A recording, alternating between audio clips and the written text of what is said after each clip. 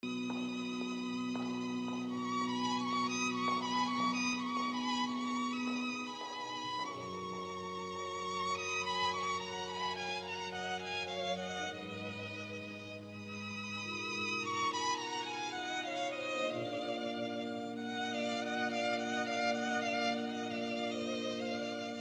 everyone, welcome to episode 86 of Floating Through Film.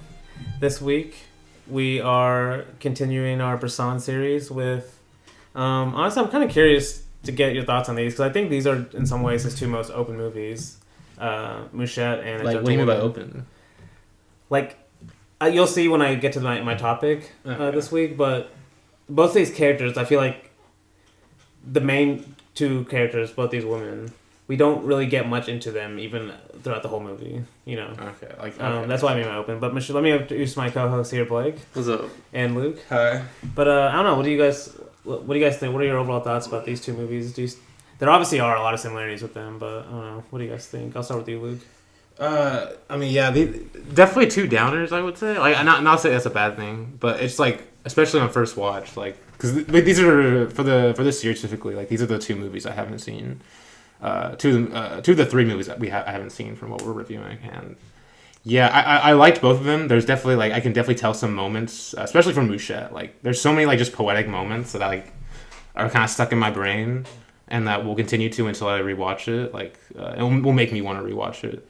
But yeah, I like both. But yeah, I'll talk about more when we get to them. Okay. But yeah, is there anything specific about why you find it depressing at all?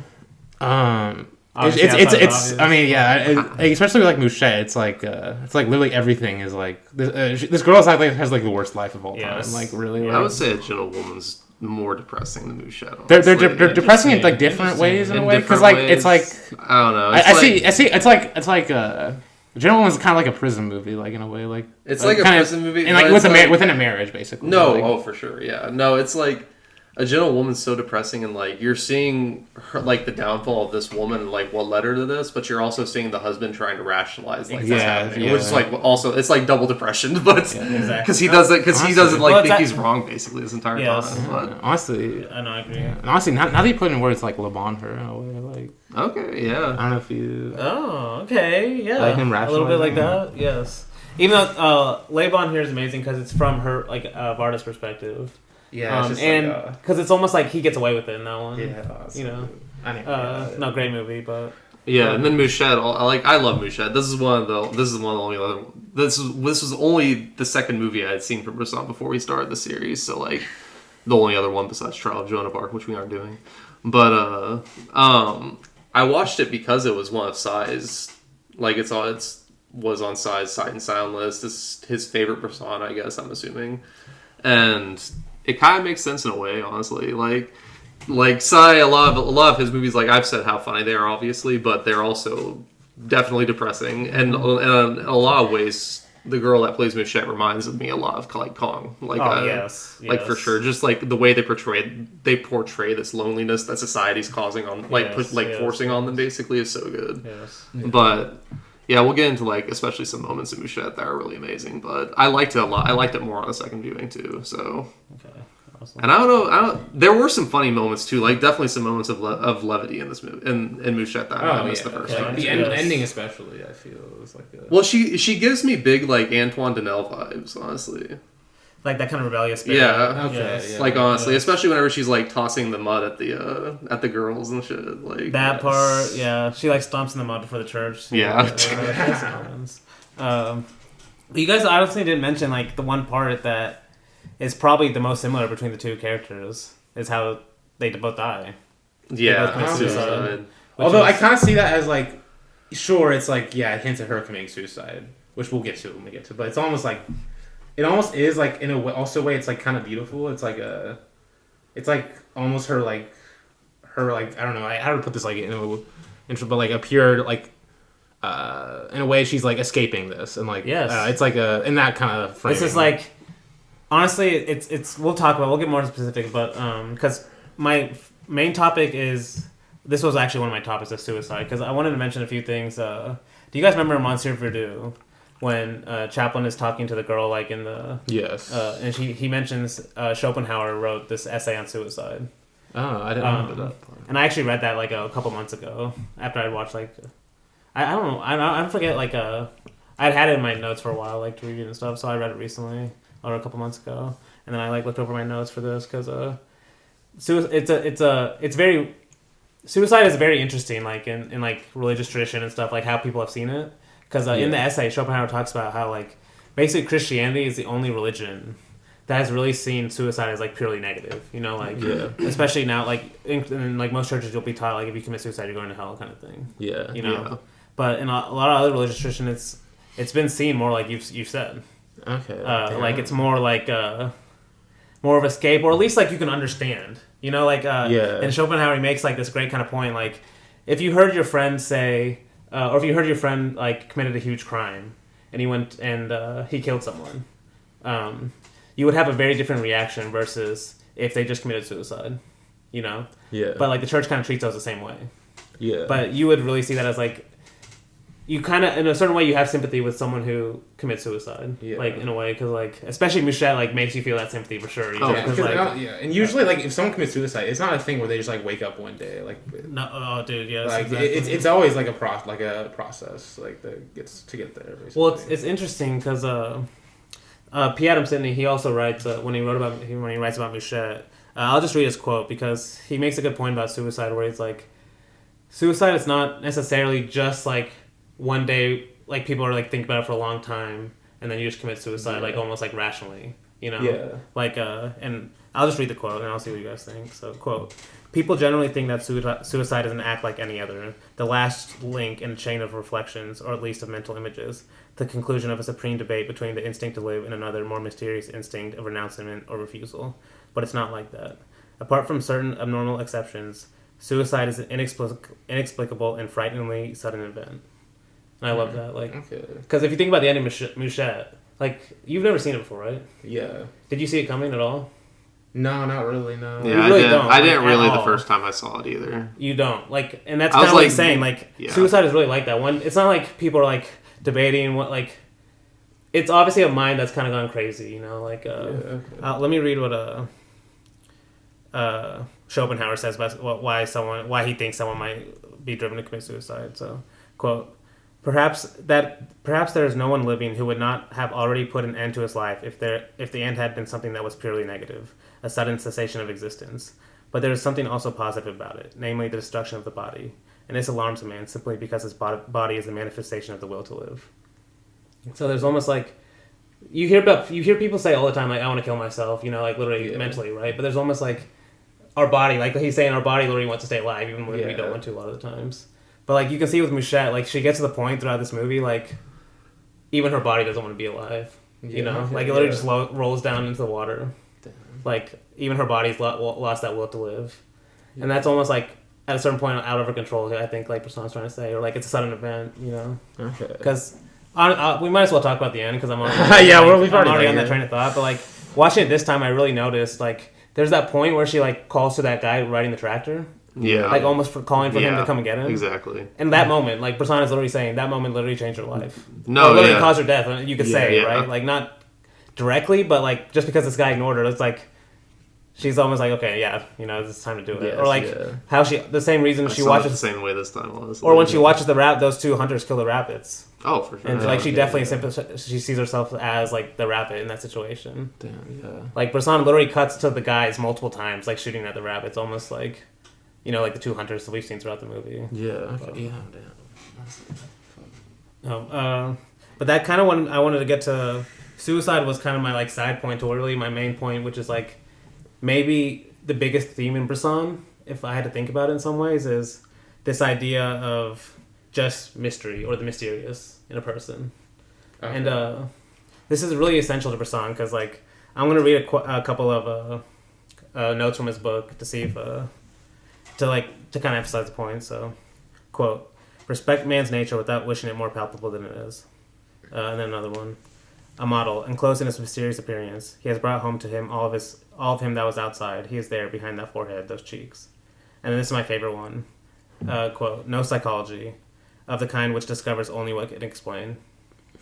And that's like a huge Bresson thing, is he hates psychology where like, you see in a lot of movies where like, they'll set up a character so you can have that realization, like, oh, this is what this type of person is, you know, like he's like the creep or he's like the good guy or like you know whatever, like especially Freudian like kind of psychology he hates. Where Bresson, like, well, that's kind of what I was saying about both these movies. You kind of learn less about the characters the more you go, like especially with The Gentlewoman, like. Watching it this third time I've seen this, so it's one of my least seen Bresson. For kind of the reasons you guys have said about it, I felt it very depressing the first couple of times. Yeah. But this third time, I realized it's kind of a lot like knowing the ending and how going in expecting depressing. It was actually funnier. Watching this guy like kind of just be wrong about everything, like the whole movie. He's like, and then I was going through my Gentlewoman notes today. Just see how Dostoevsky writes about it. And it's very similar. Like he's like very confident, like. That she loves him at the beginning and stuff, and like, and then I actually did laugh at that moment because like I think the moment that you're talking about is like he's talking to that maid or their maid or whatever, saying like she always loved me. And then I just had to laugh because I was like, she's literally dead. Like she like what? Yeah. No, it's very interesting how he's trying to rationalize exactly. Yeah. But that's kind of the point Bresson's making. Is like people say anything to rationalize. Rather than just accept this kind of mysterious aspect of life. And I remember that I read this quote earlier, but this is one of my favorite in his notes is, quote, one single mystery of persons and objects. So, like, if you kind of think about it, like, both characters in A Gentlewoman, and honestly, I mean, Mouchette's a little different, but I'm talking about Gentlewoman, like, both characters are not willing to accept this kind of, like, I don't know, mysteriousness of a relationship. They're like, especially him, like he's still trying to rationalize it even after her death, like you said, like, that she loved me, or I don't know. But I wanted to read a couple more quotes from some of the other directors. I think I posted on Twitter, but I don't know if you guys have seen any of these. Have you heard of Iraj Azimi?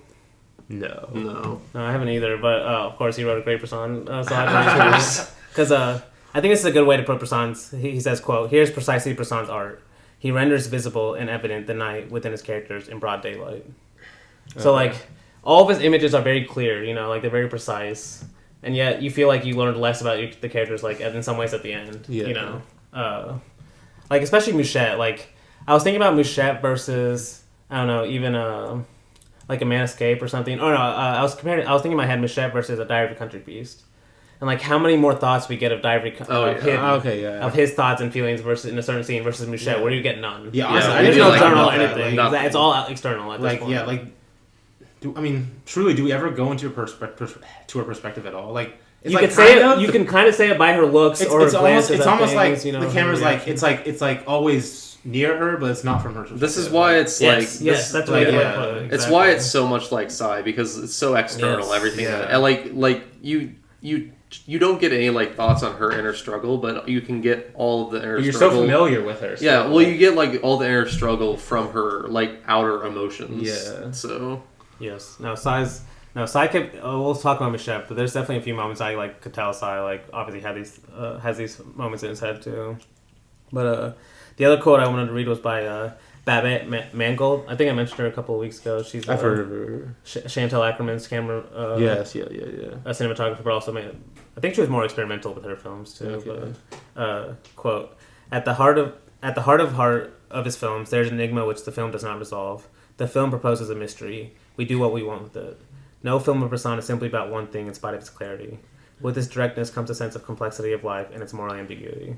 I love we do what we want with it. Exactly. That's a great line. Exactly. Tarkovsky said something very similar. Like that's why he loved Bresson. Is like he was like the only director that like in a way truly didn't care about the audience's reactions, and that's why you could just the audience could do what they want with it. Yeah. You know, like kind of like that true independence of an artist, where it's like you can tell some artists like. In my opinion, that's why I think certain directors get worse as they age, or people think so, is because they feel more independent early on, and then maybe they start trying to like play to the crowd, kind of as their movies age or something. Yeah. Like who's example of that? Truffaut. You think so? Damn. Okay. I haven't seen enough of his later movies. Oh, okay. Yeah. Damn. Because I'm very curious about his later movies because Godard definitely said that. Oh yeah. Have you seen the letter he wrote? I haven't read the whole. It's after Day for Night. He's like. Okay. I've seen some there where like he won't even say like he actually slept with her or something. That's another. I don't think that's a part of the letter, but I know what you're talking about as well. That's what it is. Oh my god. That's when he's complaining. That's funny. Damn. Okay, you're a Godard head. We know what side you take then. Yeah, I was just joking, saying that. Like I was just like getting the. I'll say maybe like Spielberg or something, but Feelings. Is really I feel like a lot of people disagree with you on that, honestly. Like directors become like that? No, that Spielberg's become like that. Oh, okay. But you can say what I'm saying though. Like Yeah. maybe just artists in general. Like especially musicians, people say this maybe more. Like their early work is way better, and then their albums get worse as like they get older. Yeah. Because they show more independence and more creative. They put all their creativity in the first one, and then like later on they start playing more to what other people just want in general. Okay. Yeah. But what I'm saying is Bresson doesn't feel like that with any of his movies. You know. Like that's what I'm saying. Mouchette even gives us less than Die Every Country Freeze. Like honestly, his movies is a lot about like giving you less and less. Yeah. And I kind of like when I read that quote from Batman Mangold, the other person to remind me of was Ozu, especially that line of with this directness comes a sense of complexity of life and its moral ambiguity. Like yeah. both of their movies, they're like if you think about all their images or all their like they're so precise. You know, they're very efficient. Like. That's what I love about them. They're so exact in their images. But yet, like, they're like you don't feel very clear about how the characters feel, really, or anything like that. Did Ozu or Bresson say anything about each other? Have I told you? Have I showed you the quote that Paul Schrader asked Bresson, "Have you watched Ozu?" Oh, wait. And he said, "No, I haven't." And he's like, "You know, it's interesting. Both of you guys started in comedy." And then Bresson was like, "I hated my first comedy. Like, I hated my first the one I made. He made one. He made one silent comedy. But then what he said was. Which is so funny is he said maybe it's better that you haven't watched Ozu because Antonioni said he watched Ozu and got so bored he walked out or something like that. I was like, of course. I gotta find it. I'll show you the photo after. But yeah, it's like Antonio saying, "Hey, Ozu."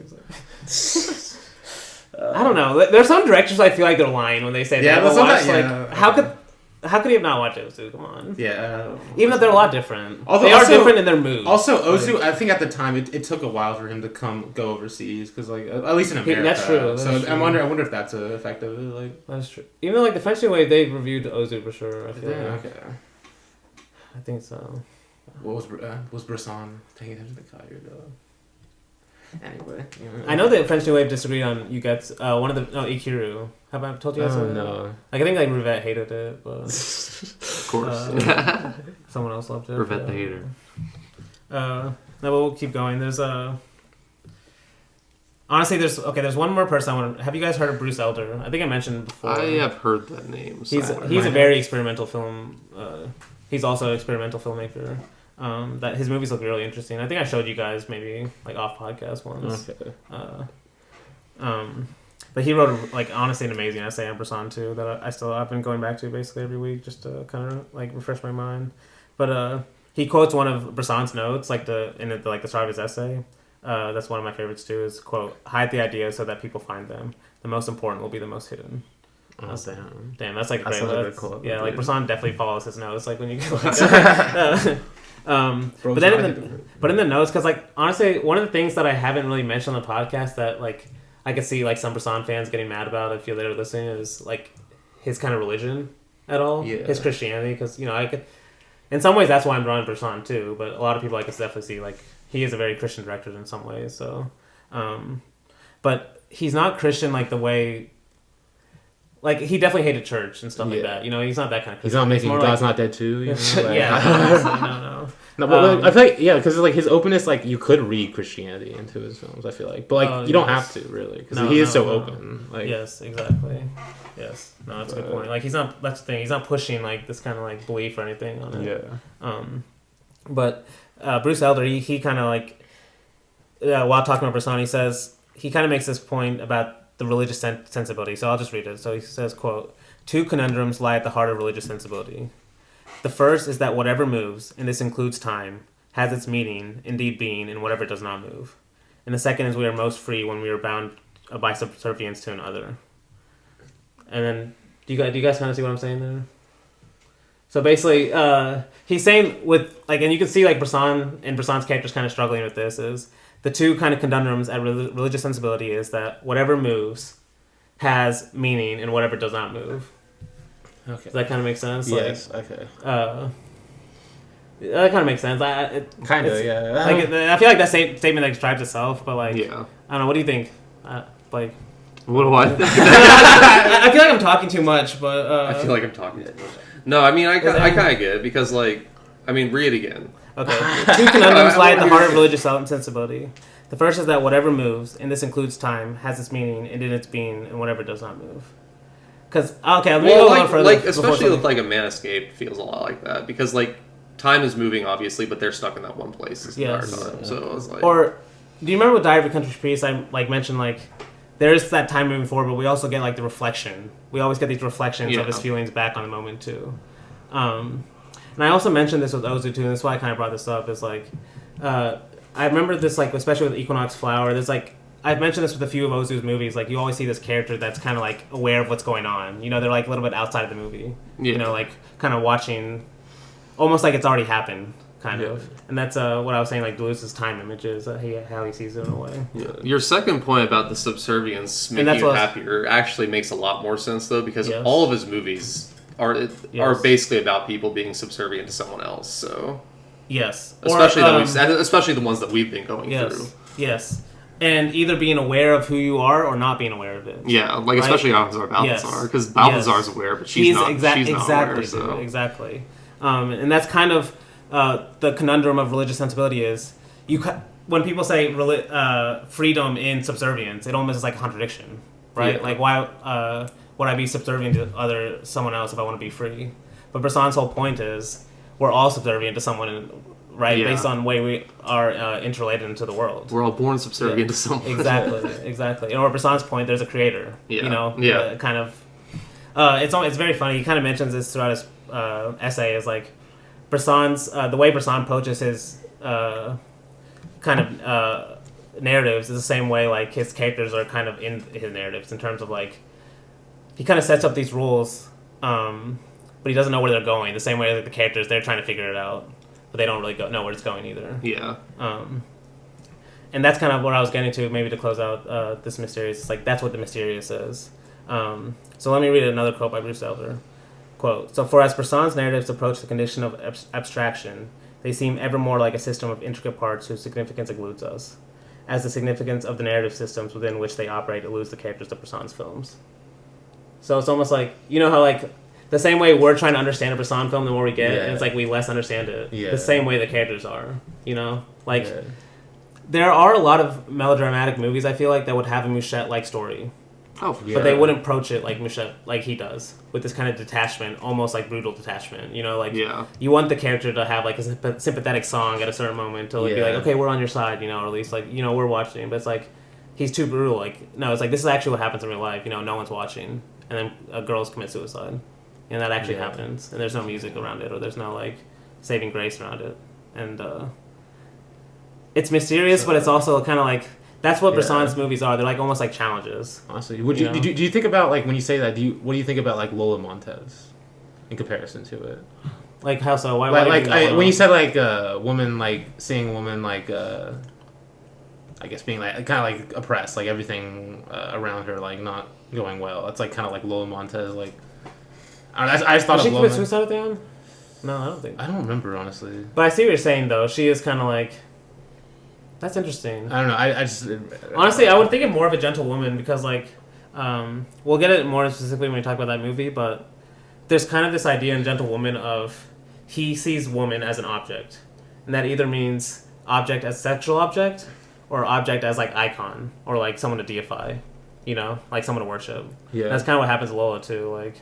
Yeah, you can maybe see it that way. Like either they sexualize her or they see her like this kind of like grand object. You know, without seeing them as a person, which is kind of Bresson's whole thing is to see every person as equal. Like literally, what that means. Yes. You know.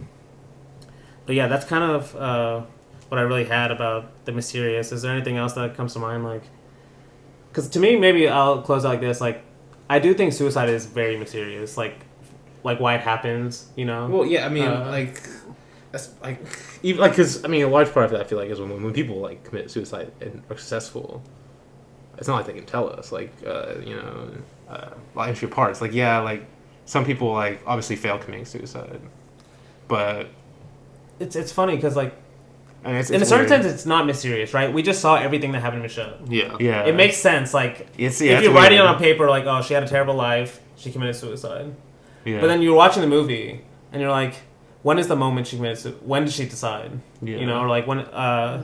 Yeah, because there are like so many moments that you could say she decided, like I'm gonna kill myself. Like, no, exactly. It's because P.M. Sidney says it's not mysterious because it lacked motivation, right? Because obviously there's a lot of motivation. Like the whole movie is about motivation. But he says it's mysterious because of Bresson, unlike Bernanos, who is what the author who wrote the book is based on. Bresson gives us no warning of its occurrence and no exposition of the girl's mental acts leading up to it, right? Yeah. So like a lot of times there's like a suicide note or like more a direct kind of like a character will give the speech of why they're gonna do it or something like that, you know. But like, I guess I've known for a while for you she's gonna commit suicide, but does it really come as a surprise to you at the end? Like it's weird though. It's like okay, it makes sense, I guess, but like it still caught me off guard. I don't know. Like, it's funny you say weird. Escape, because I think the reason you feel that is one of the maybe the few times Bresson kind of uses music to break his own rules. Like at the very end of this movie. Doesn't he play at the beginning too? The same song? Well, he plays music at the beginning. I remember because it caught me off guard. I was like, whoa, damn. During the credits or something? I think so, yeah. Okay. No, but the end, do you remember the music at this? I think so, yeah. She rolls in, splashes in the water, then the music starts, but it's like kind of happy. Yeah. And that's maybe you could see like him saying at least like this is her only escape or something. Yeah. But yeah. Yeah.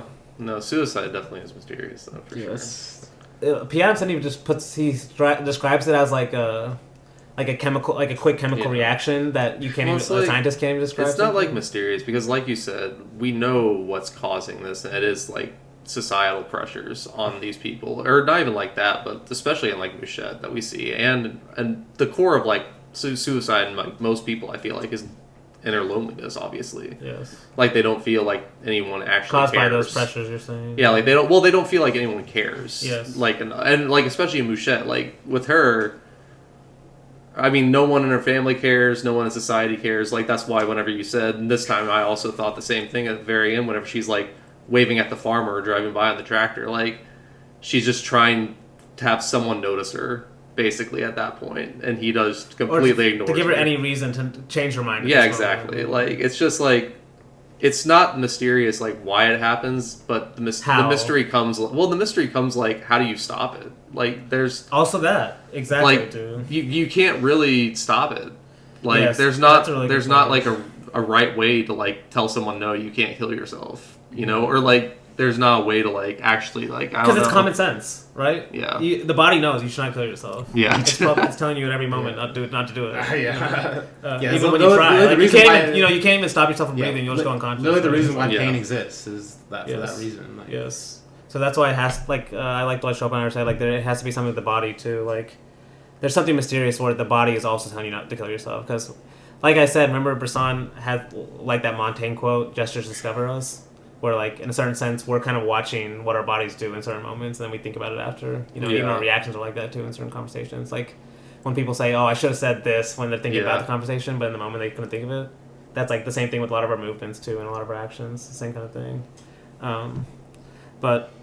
So that's why it's like, but we see this body that always wants to live, right? That's the one thing it wants to do. It's always breathing. It's always keeping our heart alive. So when the body is also willing to, like, commit suicide, it's like I don't know. It's a very mysterious thing, but also like not mysterious. I guess I don't know. It's because honestly, like, it's not mysterious in terms of all these like we've mentioned all these pressures like we're about to go through with Mouchette that she experiences. But at the same time, if that was true, many more people would do it. You know, because a lot more people experience. I think that's why he's trying to also say that is like it's not uncommon for this to happen. But also, I think what Bresson is trying to give as a challenge is maybe for us as the viewer is why should she stay alive? You know, what would we say to her at this? So, you know, like asking us questions, like, what would we do? You know, like what would you say to her? And the movie doesn't give you an answer as a savior at the end or something like that. Oh no, no, the thing, like she has the reason of all reasons happens for her to kill herself. Her mom does. Like, a lot of people kill themselves after their parents die. Like a lot of that happens a lot. Yes. Yeah. No, and I think it's that, and like she realizes what's about to happen with her life too. Like it's probably gonna get way worse. Like there's already that kid she's basically having to take care of. Yeah. But now she's like, yeah, no. Honestly, we can just honestly get into it. We're basically starting with shit already. We've already talked about a lot. But I wanted we to have already talked about a lot of it. Yeah, we have talked about a lot of it. So well, yeah. But I wanted to talk about. I wanted to first mention this Bresson quote in the documentary called Al Hassad Bresson. That it's on Criterion Channel. I forgot who made it, but They interview a lot of. They interview Bresson, that's funny. I don't know. they interview him on the set of Mouchette too, which is kind of why he's talking about it. And he says, Jacques Demy visited. That Jacques Demy visited. "Oh yeah." Honestly, I love that he's a Bresson fan too. No, that's good.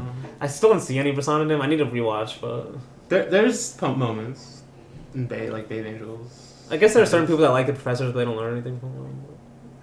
No, Moving on. Okay, so quote. There's solidarity in good and solidarity in evil. For this film, I chose to focus solely on the solidarity of evil. There's a kind of evil complicity against poor Mouchette, but that was the author's choice.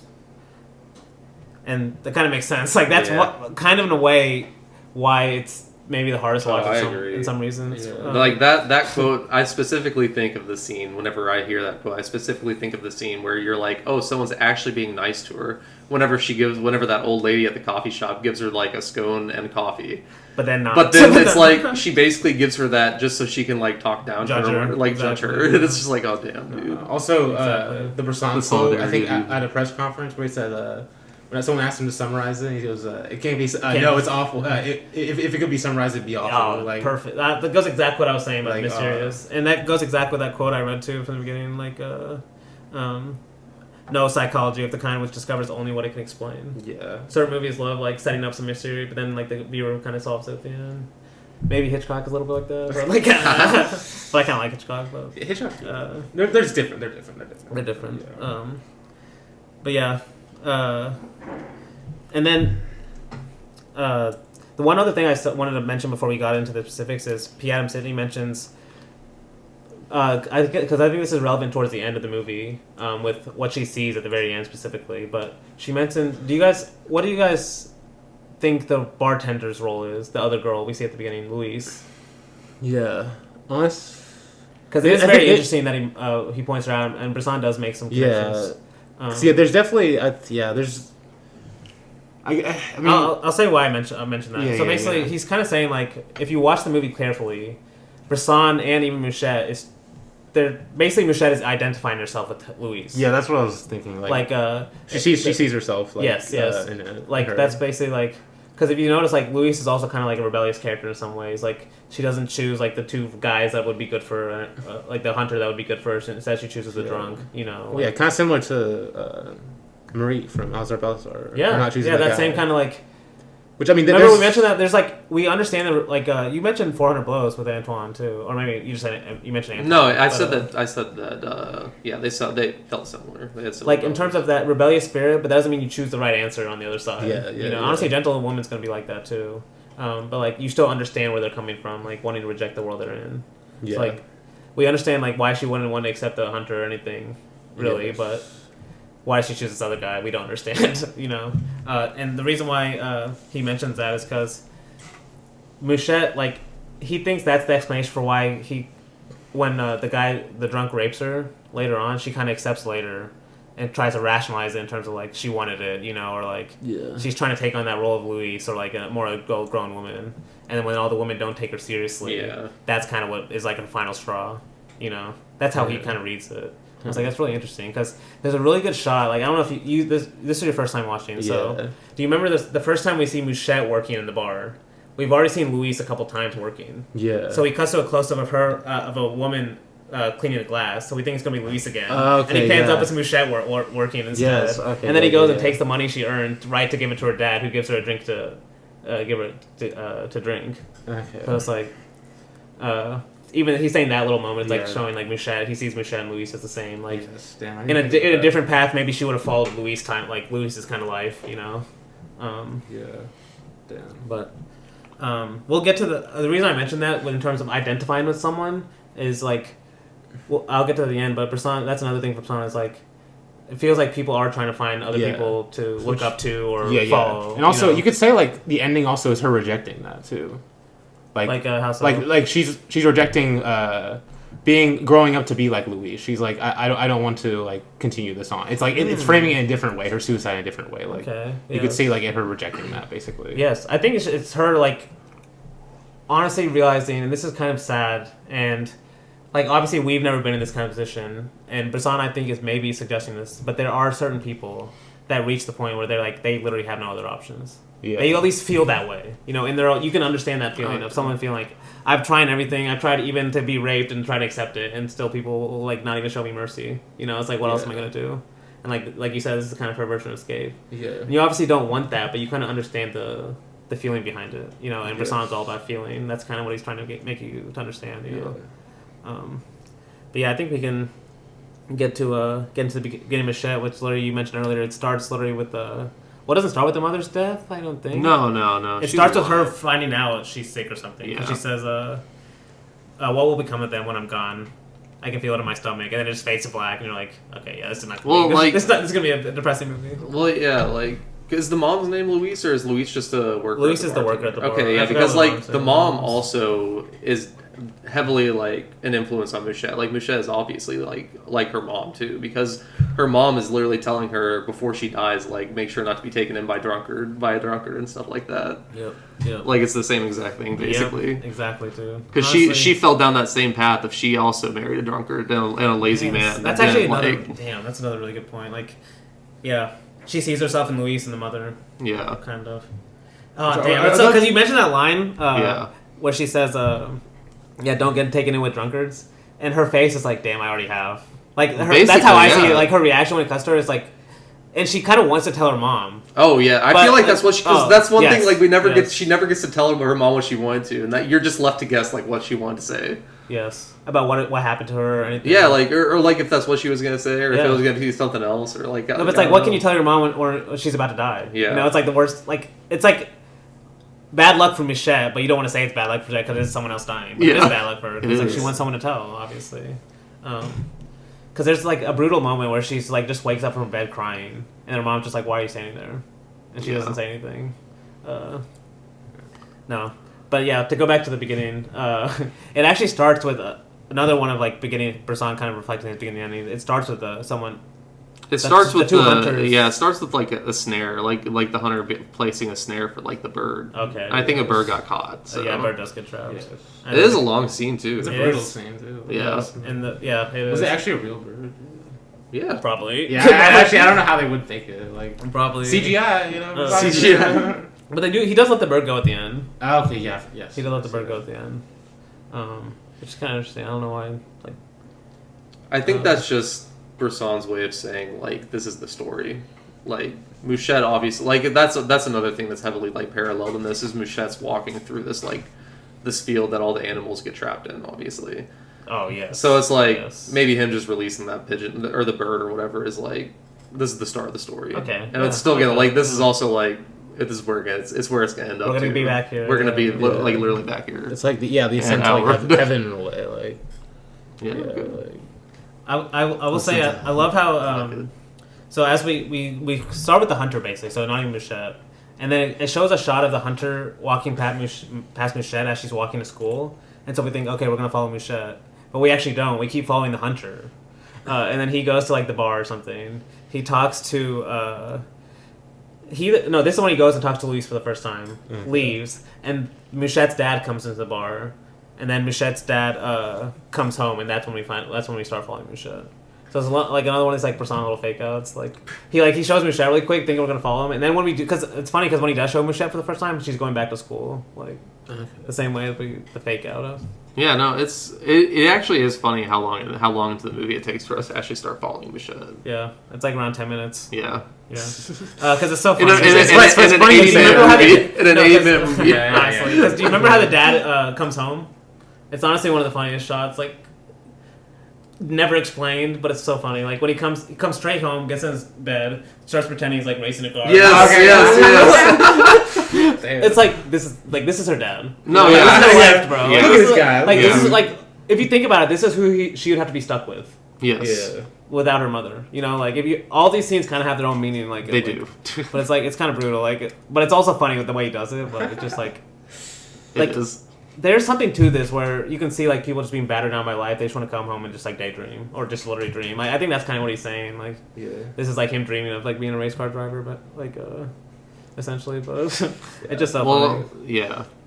I'm trying trying to remember his. No, never mind. That was a different movie I watched this week. Never mind. I think there was an Obayashi movie this week that I watched where every time they turned on the TV, it was like race cars. No, that's a Gentlewoman. Oh, it is a Gentlewoman. No, Okay, thank God. I was like, it's not race cars. Every time it's like a different loud noise thing. Like, yeah, it's like I know there's like a a horse track. There's race cars. There's planes. There's airplanes. Yeah, that's Gentlewoman. Okay, good. I couldn't remember. But there's also, to me, another kind of like surprise baby shot. Like, do you remember in Pickpocket where you just like see the baby all of a sudden, like on the ground? There's another one like this where he comes home and it's like all of a sudden a baby there. Yeah. Just crying. Yeah.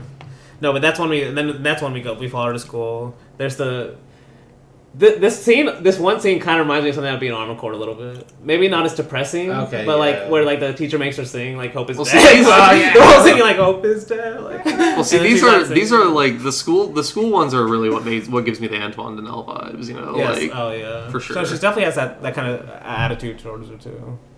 I think it's just like Bresson is a little more like. I still think like Truffaut is obviously way more sympathetic towards Antoine. You know, yes. like Bresson is like so for just sure very more detached. You just want him to be a little bit more on Mouchette's side at times. Yeah. But I will say that then she comes. There's like some quick scenes she throws mud at the kids. There's one boy flashes her while she's like walking around, which is. I'm sure women would definitely relate to that more than we do, but just being around creepy. It wasn't pleasant to watch. That's but then she comes home, and there's like maybe one of the few moments of joy she has, and this definitely reminded me of a Psy movie where she's just cooking, and she's like humming to herself. Yeah. And it's like Psy has all these like shots of just people cooking for a long ass time. Psy was probably watching like I wonder like how long I can stretch this. I wonder how long I can stretch this. Let's go 10 minutes. Yeah, exactly. No. And I love it. It was great though, because it's like one of the few kind of moments we get, and her like a lot of her back's turned to the camera too while she's humming too, which I also like. Well, just the fact that it's humming too, like just exactly. I think you say humming, it's like a sign of like someone's like kind of at peace a little bit. Maybe, it's just you never think about it though. Yeah, you don't. Is she humming the "Hope Is Dead" one too, or is that later on in the movie? Whenever she starts humming, she sings that later on. She does sing that later on. I don't know if to the drunkard. Yes, exactly. Another kind of funny moment, but also kind of sweet too. But. No, she comes back. We get a quick scene of where Louise tells the hunter where she says, "I might have promised yesterday, but now I wonder if I like you," which is a kind of like the devil probably will have kind of characters like that where like people feel one way one day and something completely different the next day, which is what feelings are sometimes. But no, and then we get Mouchette. She like stomps on the mud in the church. Then she walks in. Her dad just like pushes her. It's like really mean. Oh yeah, but that's like another thing that's like kind of not realistic. You know, like it's sort of like how we talked about that scene where in Also About to Start when Marie and her boyfriend like slap each other. It's like it's not like that's not something that's like actually going to happen, but it's like it's a representation. It's kind of like a film version of like a feeling that you get. What's how she's being treated. Yeah, because like what would happen? The way it happens in Balthazar, where no, I was talking about like in this scene.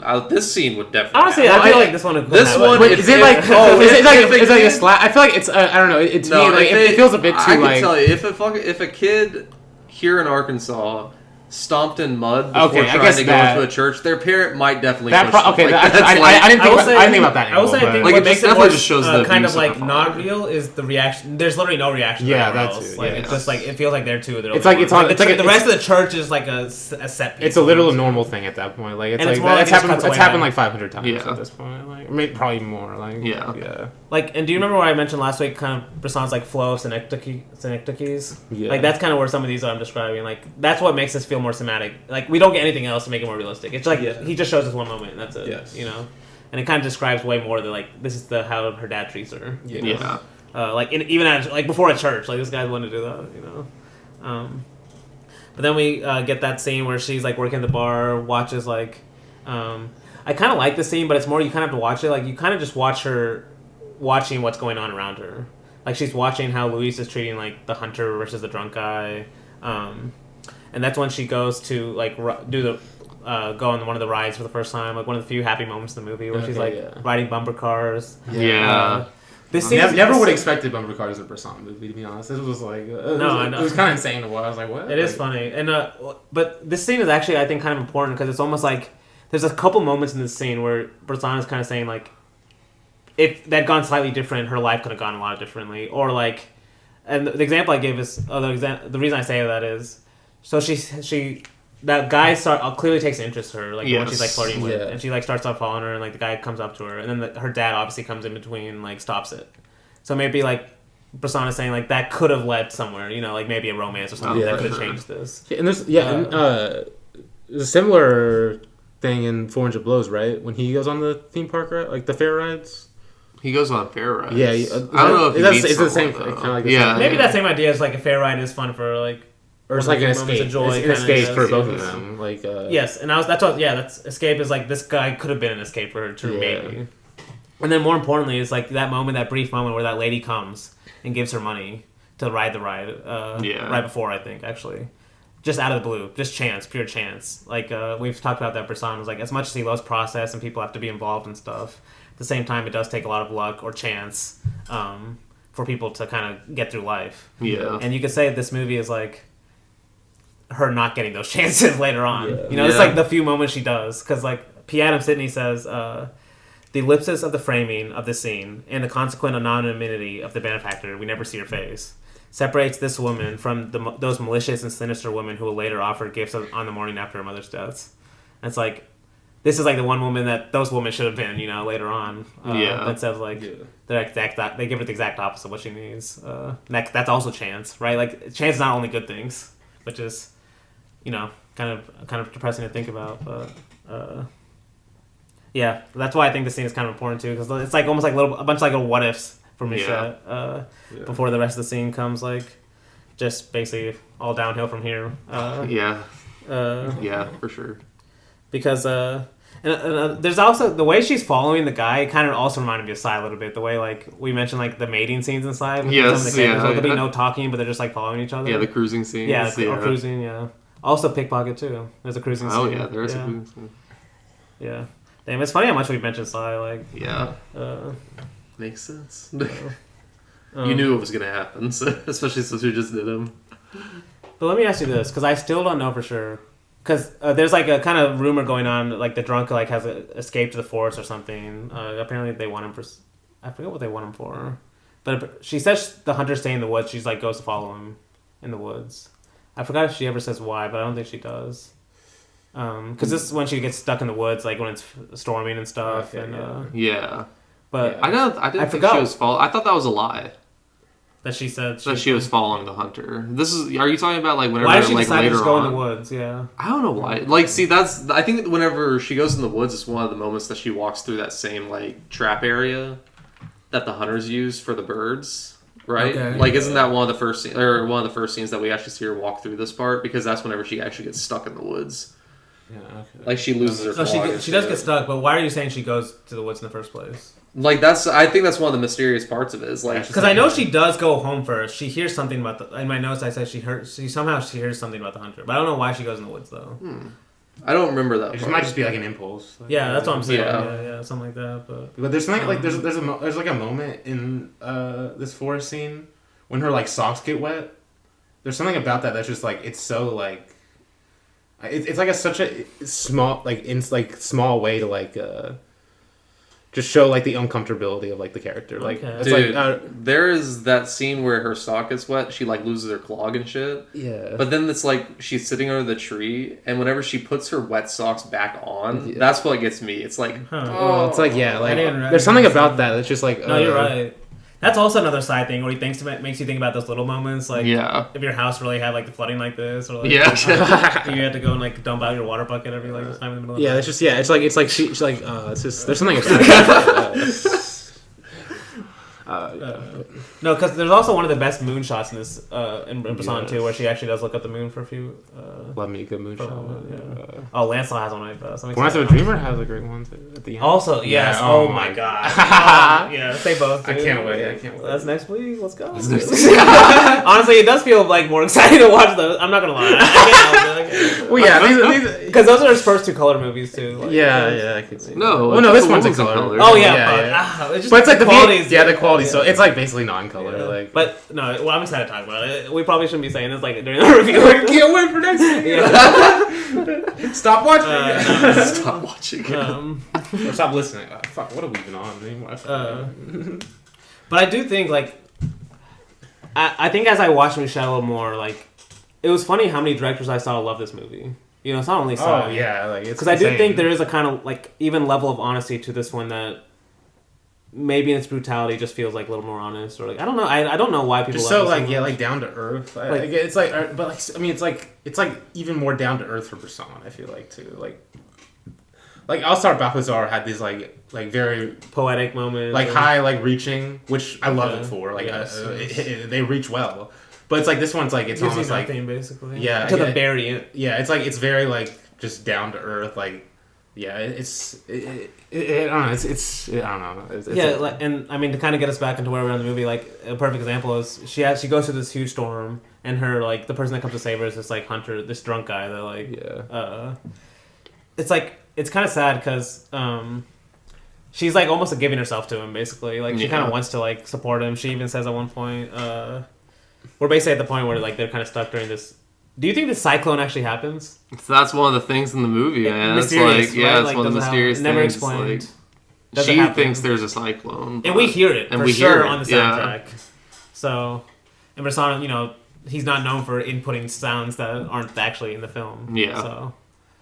Does it happen? Like watching the whole time, I think it's definitely happening. He's definitely playing like it's naturally happening. But when mom's like, "What are you talking about?" Like, it's like that just it makes it hit so much harder. Like she's definitely in this world alone. Like even things that are storming outside is like only happening. To her. Even the objective, even the objective. Have, like, yes, exactly. It's like falling. Well, isn't like the cyclone's happening at the same time that the hunter and the games master, whatever, are talking, right?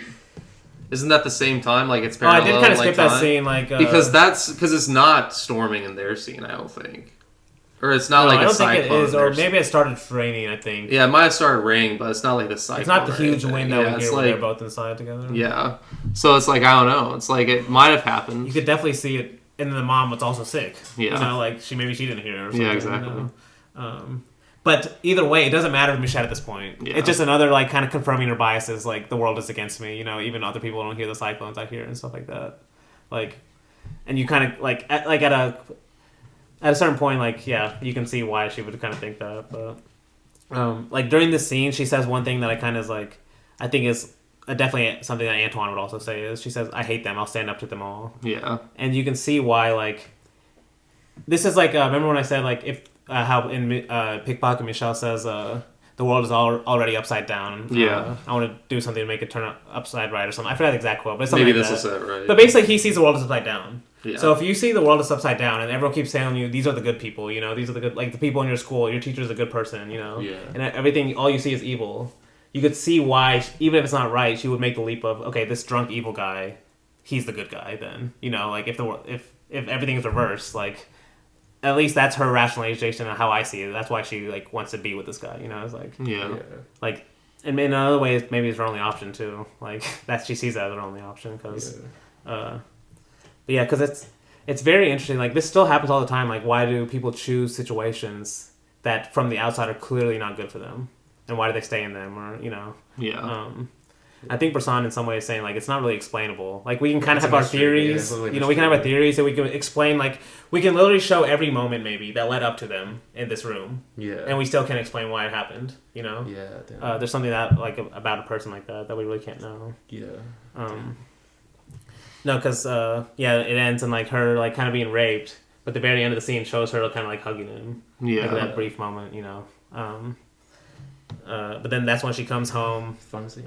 Fun scene. You're like, see, a normal scene, maybe another movie would be like, they would show you this brutal scene, and then they would cut to maybe a more comedic scene, you know, like to kind of get the audience's like emotions back up, pick you up a little bit. Bresson, no, exact opposite. He comes home, she comes home, mother's about to die. Yeah. And she's crying, and is this when she warms up the mill? Yep. Okay. She has to come home to do her mother's job, basically. Like, it's not only that she's been raped, but it's almost like she's been raped and now she has a kid right away again. You know? Now she has to take care of this kid, too. And then she's like one of the most brutal shots in the movie, close up of her face with tears in her eyes. Like, the Bresson tears where they're all, like, straight lined down. Yeah, honestly, head to the side a little bit. When people, like, have tears, like, they never cry outwardly. Like they never like really cry. No. It's like you almost see the after tears. You know. Yeah. Yes. Michelle's the same way in Pickpocket. Like when we see him at the funeral. Yeah. This one's a really great shot though, because the baby's just looking right up at her. Oh really? I didn't even notice that. Yeah. Damn. See, that's another thing. That's crazy because like none of this is that baby's fault too. Like, no. What's gonna happen to that baby? Yeah. You know. No, I think that's it's not like anything on the surface, but like underneath, it's like we've talked about with Obayashi a lot, like generational trauma. Like this movie feels also like a generational trauma type of movie. Like we already kind of said before, like this might be the only way to like break this curse on like their family almost is like. Because you can see her going down the same path her mother went down, basically, and being stuck in the exact same situation. That's what I'm saying. She sees those options she has. Yeah, so like it's the only escape that she has is like killing herself. Which, damn, what was the Ozu movie? The Tokyo Twilight kind of feels like that too at the ending of Tokyo Twilight. Yeah. Honestly, yeah, they kind of have similar character moods. These two, the Mouchette and. I don't even think about that. I'll rewatch. Ozu is still like he still has such a flat like even in like this one is way more depressing like just it's like Ozu is still kind of like not depressing like even though it's like it's supposed to be it still has like the happy joy box like the music it still has the music at certain scenes and stuff but in terms of the characters I can definitely because that's like one of my favorite like it's definitely one of his most mysterious characters for sure what's her name Echiko or something, maybe. I don't know. I'm so bad with like even though I should remember her name. I should because I remember we said it a lot. But you hate Ozu, you can't remember the name. Yeah. I'm so bad with names. I am too. It's like I have to see it like hear multiple times or like watch the movie multiple times for me now. But Akiko, yes. Yeah. Damn. You see, you could have said that like, and I would have not. I'd be like, I don't really remember that. But. And I mentioned this earlier. There's a moment where she's like just. Wakes up from her bed crying, and her mom's just like, "Why are you standing there?" Doesn't even ask like why. And also, didn't Sai say that her warming up the milk is like a? Yes, we mentioned. Yeah, that. we mentioned that. It's like what do you say about it? Like something that always stuck with him from Bresson? I know he said that was like one of his moments for sure, but I forgot what exactly. I think he said didn't he say it reminded him of Antoine with the milk and the yes he did. Blows. Or we mentioned that. Maybe we mentioned that. No, because I remember I mentioned Sai said that moment was a lot. No, I think we actually. No, I think we did talk about that. That's funny. Yes. Or Brendan Murray says that. No, Sai said that. No, Sai said this. He basically did in the movie. He basically exactly. Yeah, he didn't directly say yeah. Even though, wait, which one came out first? No, 400 Blows came out first. Yeah, okay. It was like it was like 8. It was like 8 years. But actually, Bresson copying his true photo. Oh shit. No. But either way, there's. He probably thought Truffaut fell off too. Damn. You don't even see later. I've seen some of them. I've seen like the Mermaid Legends, one of them. I didn't even know that's a funny. No, Mississippi Mermaid. Isn't that's one of the ones I've seen. That's the name, but Stolen Kisses is a lot different from 400 Blows. Okay, Stolen Kisses is great. Oh, I love Stolen Kisses, but it is a lot different than 400 Blows also. But that's not even way that's still mood. 60s though. Like way different. It's still a 60s. Also still 60s. Like what about? But I feel like that's what Godard was kind of talking about at the same time. Like the shift in like. And also, you saying that now you're implying that you hate Day for Night. No, so that's I haven't seen Day for Night yet. We know Godard. Oh wait, no, I've watched Day for Night. I thought you were talking about Ben Board. Okay. Ben Board's because I haven't seen that one yet. That's the last one I haven't seen. I don't think of that. There's another one after that. Oh, is there? Love on the Run, which is like that's like a bad movie, honestly. But yeah. People are mixed on Defoe's like kind of turned to genre more like studio movies or literary too. Literary. It was like I think it was a big part of like Godard's. Yes. Their beef. They're falling out. Which I kind of agree there, but Truffaut's catching strays, bro. Yeah, he has. He has. Even though he loved Bresson, so I can't hate him. No, can't hate him too much. No, he also directed 400 Blows. He's directed so many great movies, Dave. So many. Yeah. Definitely a few great movies. You love Jules and Jim. What? Jules and Jim. 400 Blows. Day for Night. What's that first movie you did? I actually really like. Shoot the Piano Player. Yes, also great. Day for Night. Shoot the Piano Player. Yeah. Anyway, yeah, okay, yeah, we oh yeah, we'll keep going.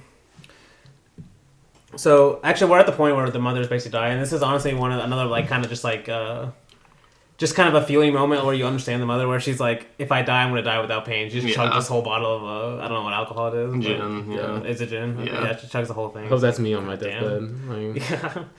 That's like time. you understand her perspective, but it's just Mouchette being in that room, like knowing what's happened to her, just like makes it even worse. Yeah, it's kind of honestly, yeah. Yeah, With her like, being in this the is room, exactly what she doesn't need to see at this time. Yeah. Like, everything she's seen after what happened to her is like exactly opposite of what she needs to see. Yeah, yeah. And that's kind of what Bresson is saying. Like, in some ways, there like, is no relief in real life. Like, there's not like a typical Hollywood movie. Like, there's no there's no pick me up scenes in real life. Like, but honestly, even more than that is like, well, that's true, but also, like the things we see are also important too. You know, like literally the images we kind of see are also important, and that's kind of what I was saying about this kind of. I put it as like Mouchette's like final walk, as she like sees these various women that ideally like any of these women should have helped her. You know, in some cases like they probably that's what Bresson is maybe saying is like, and it is backhanded help. They do give her help, but it's backhanded. They think help, so. They think they're giving her help. Yeah, you know, in some ways like the first woman says the one that you said the was coffee one. Yeah, it also is one of my favorite Mouchette moments though. Is when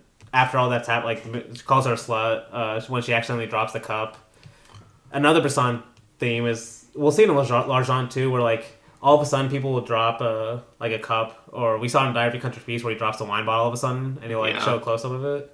It's just like it'll be really loud too, just all of a sudden. It's like it just makes it so much worse. Yeah, you know, this one, I honestly, this one is like I think she calls her a slut not because she like knocks over the coffee cup, but because like her blouse pops open and she sees like the cuts on her chest or something. No, because I think they know, but I'm pretty sure they know at the time that the hunter had been arrested.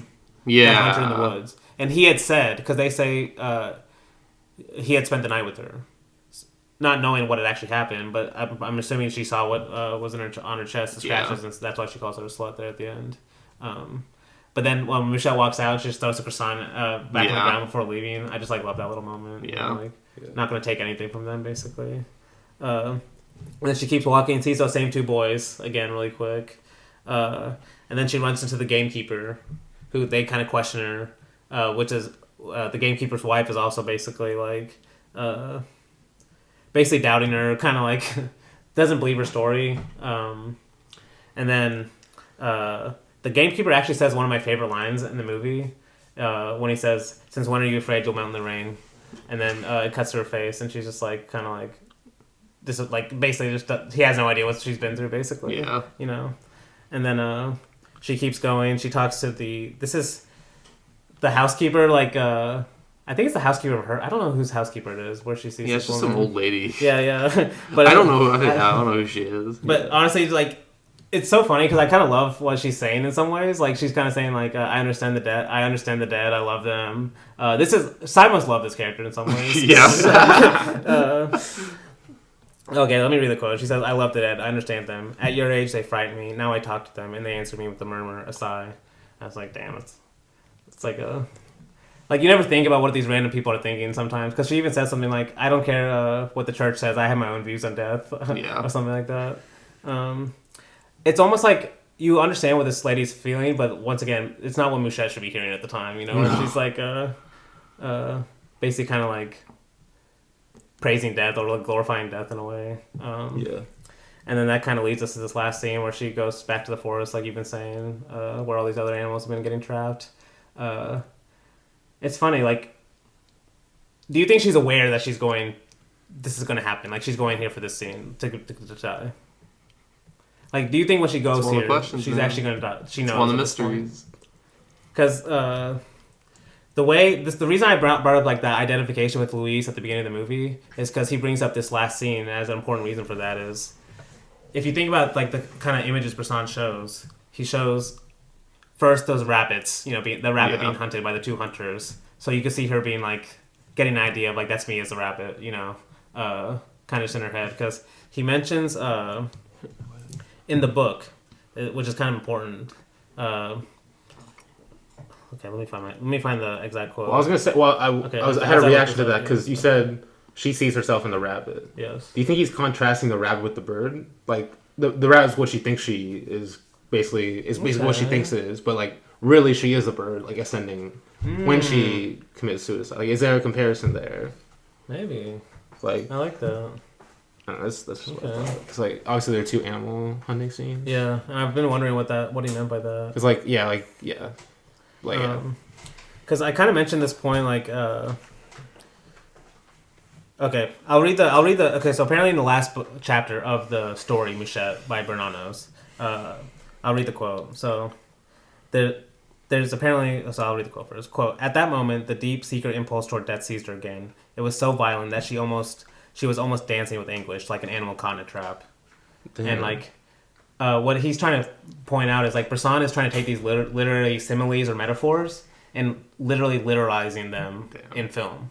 So like the way it's like she was an animal caught in a trap. And a little earlier in the book, apparently it says it describes that woman that's talking about death. Yeah. It describes her fingers sewing like 2 rabbits or something like that. Oh, Bresson saw that. He was like, "Oh, I'm about to cook with no, this." No, Yeah. exactly, dude. No, I love this because it makes me think what Luke was saying is actually completely right, because you see at the very beginning of the movie, like the bird gets caught in the trap and is like struggling to like get released, and then eventually does.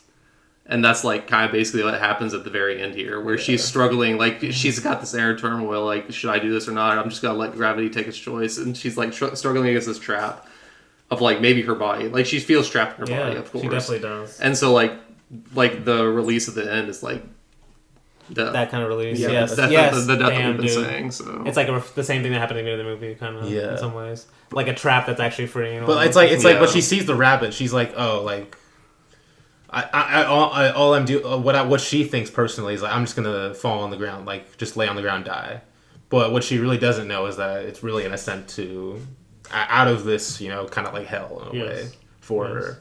Which is like for what the bird is actually. It's like bird's this objective, but she sees herself as the rabbit. Yeah, it's like a subjective kind of representation of her like kind of mindset of it, right? Which is it's so interesting because what he says is like Bresson. I'll read what P. Adams Sidney says about that. Is quote: by transforming these metaphors into a concrete situation and giving them the status not of cinematic analogies as Eisenstein might have, but as elements of a shot encounter. Bresson has found a filmic substitution for the access to interiority that Bernanos has in language. So basically, like, in a way, like when you read a simile or a metaphor, like an animal caught in a trap, just by showing the images literally, he makes you as a viewer see it metaphorically. Yeah. Like, and she kind of sees it the same way at the end. Like, she's literally watching an animal get shot, and she sees herself as the animal literally. Yeah. Like a way a book would just say it, like an animal caught in the trap. Like trying to make it as literal as possible in a film. And that's kind of like a metaphor with images is almost what Bresson is trying to do in a lot of ways. Yeah. And that's why I think like as I've watched through, especially these 2 movies again more, like his movies become less depressing because they become more just metaphors. Yeah. Okay. Like a metaphor is not depressing when you understand it, just like trying to say something. You're not taking it on face value. Yes, you're yes. You're it's thinking not beyond really that. Mouchette dying. It's just a character of Mouchette dying. Yes. Yeah.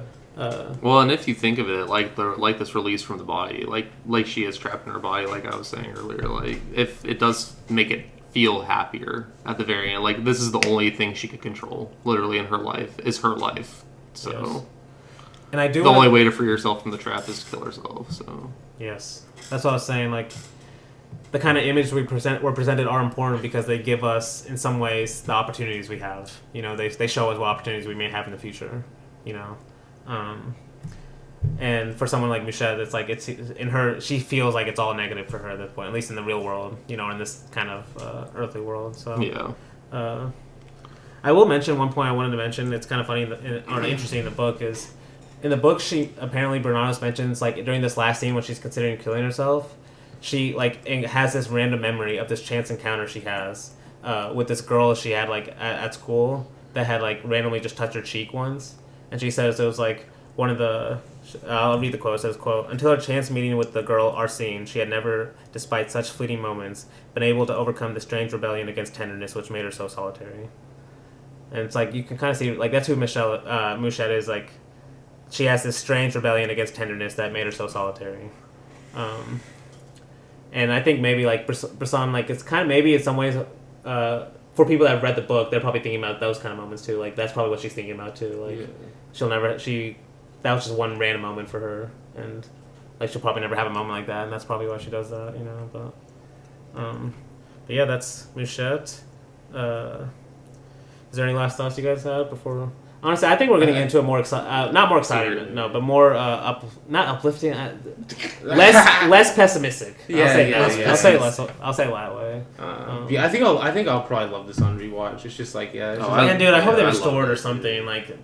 Mouchette? Oh, I was talking about Gentlewoman. Oh, okay. Gentlewoman. Yeah. Oh, yeah. But we'll talk about that. Oh, Mouchette. I have some stuff to say. Oh yeah, you gave it the coward's heart. I saw that. The coward's heart. I've actually adjusted my rating system to give more weight to the hearts because I realized. Wait, what does that mean? How? Like I'm strict. I'm a little more strict on my 5 stars now. Oh, I don't like that. Well, it's just I kind of agreed with you when you said since I gave so much stuff 5 stars. It was like 1 star basically mean I hate it. I was like, okay, I don't want that to happen. Well, but then how am I supposed to know what you feel? That's what I'm saying. Because Mouchette's a hard like. I want. If you had to give it a star rating, I want to revisit it. Make you 4. I'll give it a okay, Coward 4. Yeah. Okay. All right, take it up with side. Take it up with side. Mr. Coward 4. Like the president. I mean, maybe to end it, like, is there anything? Is there anything you see specifically that you can say like for sure Sai sees in this movie that he likes? I mean, I think you said Li Kang yeah, Shing, like that was the biggest one with me. Was the Li Kang Shing like his way of portraying, or like Sai's way of portraying the loneliness the exact same way it feels like this society has just beaten these people down to this point where this is their only option essentially in the movie, or like they're trapped. Like we've been saying like this whole thing about being trapped, and like I feel like every episode of the Sai podcast we mentioned that the characters felt trapped in their situation. And a couple times we also mentioned how it feels like Sai's like kind of fucking with them too. Like Same time like Bresson is like. It feels like Bresson. You're almost begging the director to be like, "Hey, take it easy on her." Yeah, and they're both very detached cameras too. Like for the most part, like that's what I mean by taking it easy. Like you're wishing the director would be more closer, like be a little more sympathetic towards them, when they're not. But yeah, I think we can take a quick break and then we'll come back to do A Gentlewoman. Sounds good.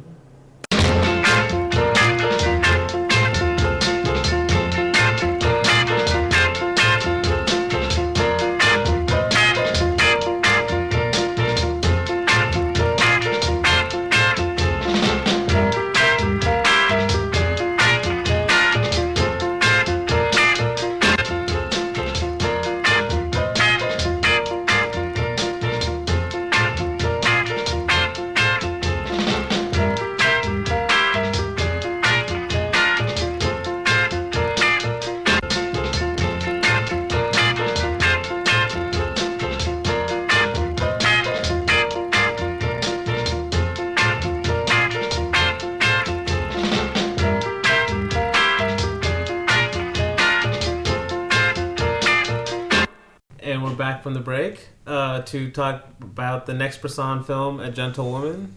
Like I've been kind of mentioning, actually, because this is both of you guys' first time watches for this one, right? Yes, probably. First of all, I want to say this is probably the hardest Bresson movie to find. Yeah, well, and I think a large portion why I didn't love it is like it's like. The picture is like it's like a VHS, like a really bad VHS reel. Yes, and also the sound is like it makes this buzzing noise, and it kind of takes away from like Bresson's sound, which is like one of the like that is a good it makes you it definitely hampers the movie a bit, like yes, it does, with the poor quality of it, which especially since Bresson's movies are so much about the aesthetic, just feeling of watching a movie. You know, even more than just like watching.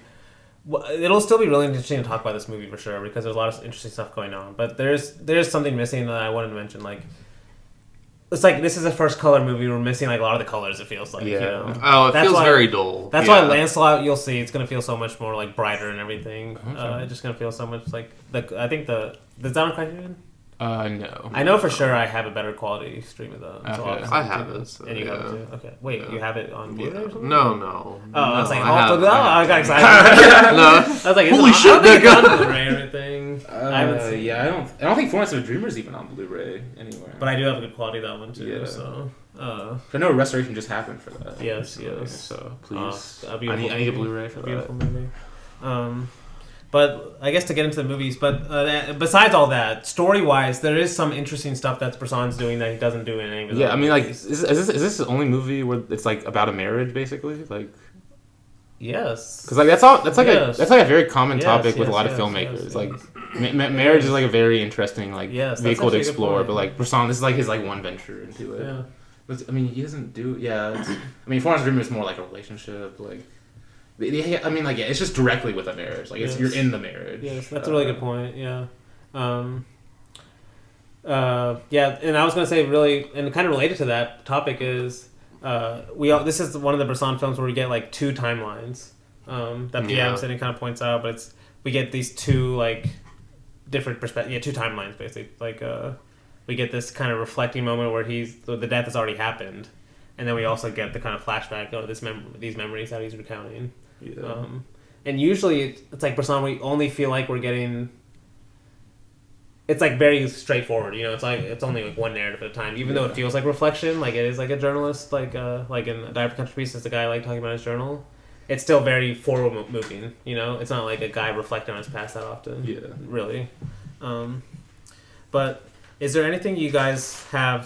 Is there anything specific that comes to your mind that you guys want to talk about with this one? No, yeah. So I already mentioned earlier how it's like this was more depressing than Mouchette to me because it is about like what led this woman to like her suicide, but also how it's about this man's failed realization of like he can't realize like he was the problem basically this entire time. Yes. But at the same time, it's very interesting her character because you would think that the perspective that we're seeing in the flashbacks is his perspective because he's the one recounting the story. And I think that's what it's supposed to be, obviously. But she's a very rebellious character in his perspective. So it's like, why did he think... Like everything I'm watching, I can see that she doesn't love him. Oh, yes. It's like, how is he thinking that she loves him is the interesting perspective of this. Like, it's almost like he's not going inside... You're not going inside his head. You're still like, kind of like... You're kind of like, where's like if you were in his head, like you would see the rash, like you kind of understand it. Yeah. But since like Bresson kind of takes you a bit outside of it, it's like we're seeing this kind of version of it's his memory, but we're still detached from it. It's like in a way, yeah. It's like we're not in his memory. We're just like observing. It's super fun. It's like it's very fun. It's a very fun way to tell it. Because that was the thing that I had in my mind whenever I was watching. I was like, this is supposed to be from his perspective, but I'm not seeing what he's seeing, basically. Like, so it's like it's a fun watch in that way for sure. So, what do you think is the difference there? Like, what do you think he's seeing? That's so much different than what we're seeing. Because you said, okay, yeah, I agree with you. I feel like we're supposed to see the kind of she doesn't love him. Yeah, or maybe he's reading things, like reading into things that we aren't seeing, or something like that, or like reading into things that aren't there because he wants to see them. And we know, and we don't because we're not him, like. So who's truly seeing us or him? Yeah, it's like there is almost even though he's recounting his own memories, there is a certain objectification we see the way it feels. It does feel like we're seeing some kind of version of reality. The way because she is a little rebellious, even though like he'll say something like. Like one of my favorite parts is like I gave her these worthless gifts. I think she liked them. Dude, like, I love that quote so much. Yeah. I wrote that one down. I was like, oh my god. It's like I think she liked them. It's like this guy. No, but it's like to me, a lot of this movie is kind of like about like the male ego, like how it's able to like. It doesn't make sense. Like maybe that's what's mysterious in the situation. Yeah, really. Like how is this guy able to keep this kind of ego about him, even though. Like there are certain moments he lets it slip for sure. Like that's why I want you should read the Dostoevsky short stories for sure. Because you definitely get way more into this kind of dual nature of like I was going through the notes of I read it a couple years ago, and you get this idea of like there'll be like one moment where he's like you're like because in the movie you get kind of like little glimpses of. You can see he's kind of prideful that he has this pawn shop, and he's kind of like a rich person that he feels like a savior to her, like he's saving her out of her surroundings. Big time. Yeah. No, it's very obvious because the scene that she's selling that cross is the scene that he tries to give her more money, like he's literally trying to be the Jesus figure to her. So. Yes, exactly. And that's why like he's damn, I kind of lost my I lost my thought. Where was I going? He is trying to be the. Yeah. Okay. Yeah. savior. Oh no, I was talking about Dostoevsky. Yeah. So Yeah. we'll get this one moment where he's like going on like kind of Dostoevsky rant of I'm saving her. Yeah. And then you'll get this kind of a few sentences of you see the actual insecurity behind it. And in this movie, you'll use there's like certain moments of like where she questions him about where she finds out somehow that he cheated. He like. She says something like he like cheated the company or he stole some money and they fired him. Yeah. I forgot the exact. Basically, she found out his truth about his past. That obviously she had to find out from a third party because he never told her. So obviously he's embarrassed about it. And like her reaction, like his kind of rationalizing him. He's like, I was already kind of quitting anyway. I'd already resigned anyway, so it wasn't that big of a deal and stuff. And she like just starts laughing. Yeah. It's like that moment like. That's why I feel like he's he's almost overcompensating, for those kind of moments. Like, he knows his true past, he's, like, embarrassed by it, so he's trying to overcompensate by being, like, overly prideful about how he saved her and all this kind of stuff. That's how he's reading the situation that's clearly not there, like, based on what we're seeing. And, I kind of like how you say that, like, we're seeing, like, these images, and, like, us as the audience is seeing something completely different than the person that's actually narrating the images, which I really love, because that's kind of Bresson's whole point, is, like, I read like one of his notes a couple weeks ago where he says like no absolute value in the image. That's kind of his point. It's like the image by itself doesn't tell us any truth about it. Like every person reads it differently. Every person reads the relations differently. And that's kind of what we're seeing. Like we're seeing we're seeing the same stuff, but we're reading the relations between them completely differently. Yeah. And that's kind of the point that I'll talk about more next week when I bring up that idea I brought up with Ozu in terms of like presenting an image versus like representing. But that's kind of what I like about presentation or certain directors I feel are that way is they allow you to read the images yourself versus saying this is what this image is supposed to be. Like we can clearly see he's either telling a lie or he's telling the truth in the scene or whatever. Or he's clearly good or clearly bad, which is. I would say he is one of Bresson's more like negative characters, I guess, or maybe a little more just sinister in some ways. But he is still kind of complex. I don't know if you guys agree with that. But. No, I agree with that. Yeah. No, because like I think even she says something like that because it's this whole thing of like he's a pawnbroker. He might think he's helping the poor, but in reality he's a leech on the poor because he's taking the things that they value a lot and giving them like not what they're worth because they need money. And you can say that's how she sees herself in her situation. Yeah, at a certain point, because honestly, one of the crucial moments in this movie, and like you see this theme in like especially L'Argent, but in a lot of in some of these later movies is. The kind of how money ties us to a person and what that means. Because there's that moment where he like kind of gets mad at her and he says like I'm the one who like provides or something in his family, and she's like don't threaten me with money, basically saying don't try to control me with money. Exactly. And that's honestly that's kind of my answer to why she commits suicide versus Mouchette, where it's a little more mysterious, but it's kind of that same reason that they don't want to be controlled and they see this as their only option at a certain point. But yeah, because like that is one of the big moments where because there's a certain sense where she's trying to sell herself on the marriage too, where she is trying to be into it. But I guess before we get into the movie specifically, I wanted to mention a couple more things. First, I wanted to mention it's kind of interesting that P. Adam Sidney says that with this movie, because I mentioned how like with most of Bresson's movies, they're like kind of straightforward narrations, they're like one perspective or they feel very flowing. And this one has like two times or two perspectives. He says Bresson joins like other modernists of the time, like more French New Wave, in terms of directors that confront two times. And I was like, damn, that's kind of interesting because Deleuze also talked about this with, and it's the reason why I watched some of Alain René's movies. Because if you think about it, that's what René does in a lot of his movies. Yeah. Where he's like comparing these two times, like literally a past and a future or something. Okay. It's a little off, but you saying René doing that. I literally just watched Oshima's Night in Fog in Japan, which like Night in Fog is and it like Lily's doing kind of the same thing. Like it's like a great. Have you seen I Love You, I Love You? Yes. Same thing, right? Gosh. This past memory. Honestly, I Love You, very similar. Yeah, I didn't make that connection. Yeah. Because he even says a little later on that A Gentle Woman is about the forcing of recollection. And I thought that was a good way to put it because it's almost like he's forcing these memories to try to justify himself that it wasn't his fault. You know? Yeah. Like, he's like convincing himself that she still loved me. And she's basically forcing him to have these thoughts by committing this. So. Damn. Yeah. Because honestly, we could probably just get into the movie. Yes. Because we're basically talking about the movie, but I get up to my notes. Actually, I do want to read, before we get into the movie specifically, I wanted to read the introduction that Dostoevsky gives to A Gentle Creature. Because it's like, I can see why Bresson chose this. So because Dostoevsky actually wrote an introduction, because he must have been worried about how just crazy that story was, or how just like incoherent it may be. Because I'll just read it. So, quote. So much for the plot. Of course, the narrative takes place over a number of hours by fits and starts. No consistency of form. At times he talks to himself. At times he addresses an unseen auditor, a sort of judge. That's how it is always in real life anyway. Yeah, okay. It's like, damn, that's like so true.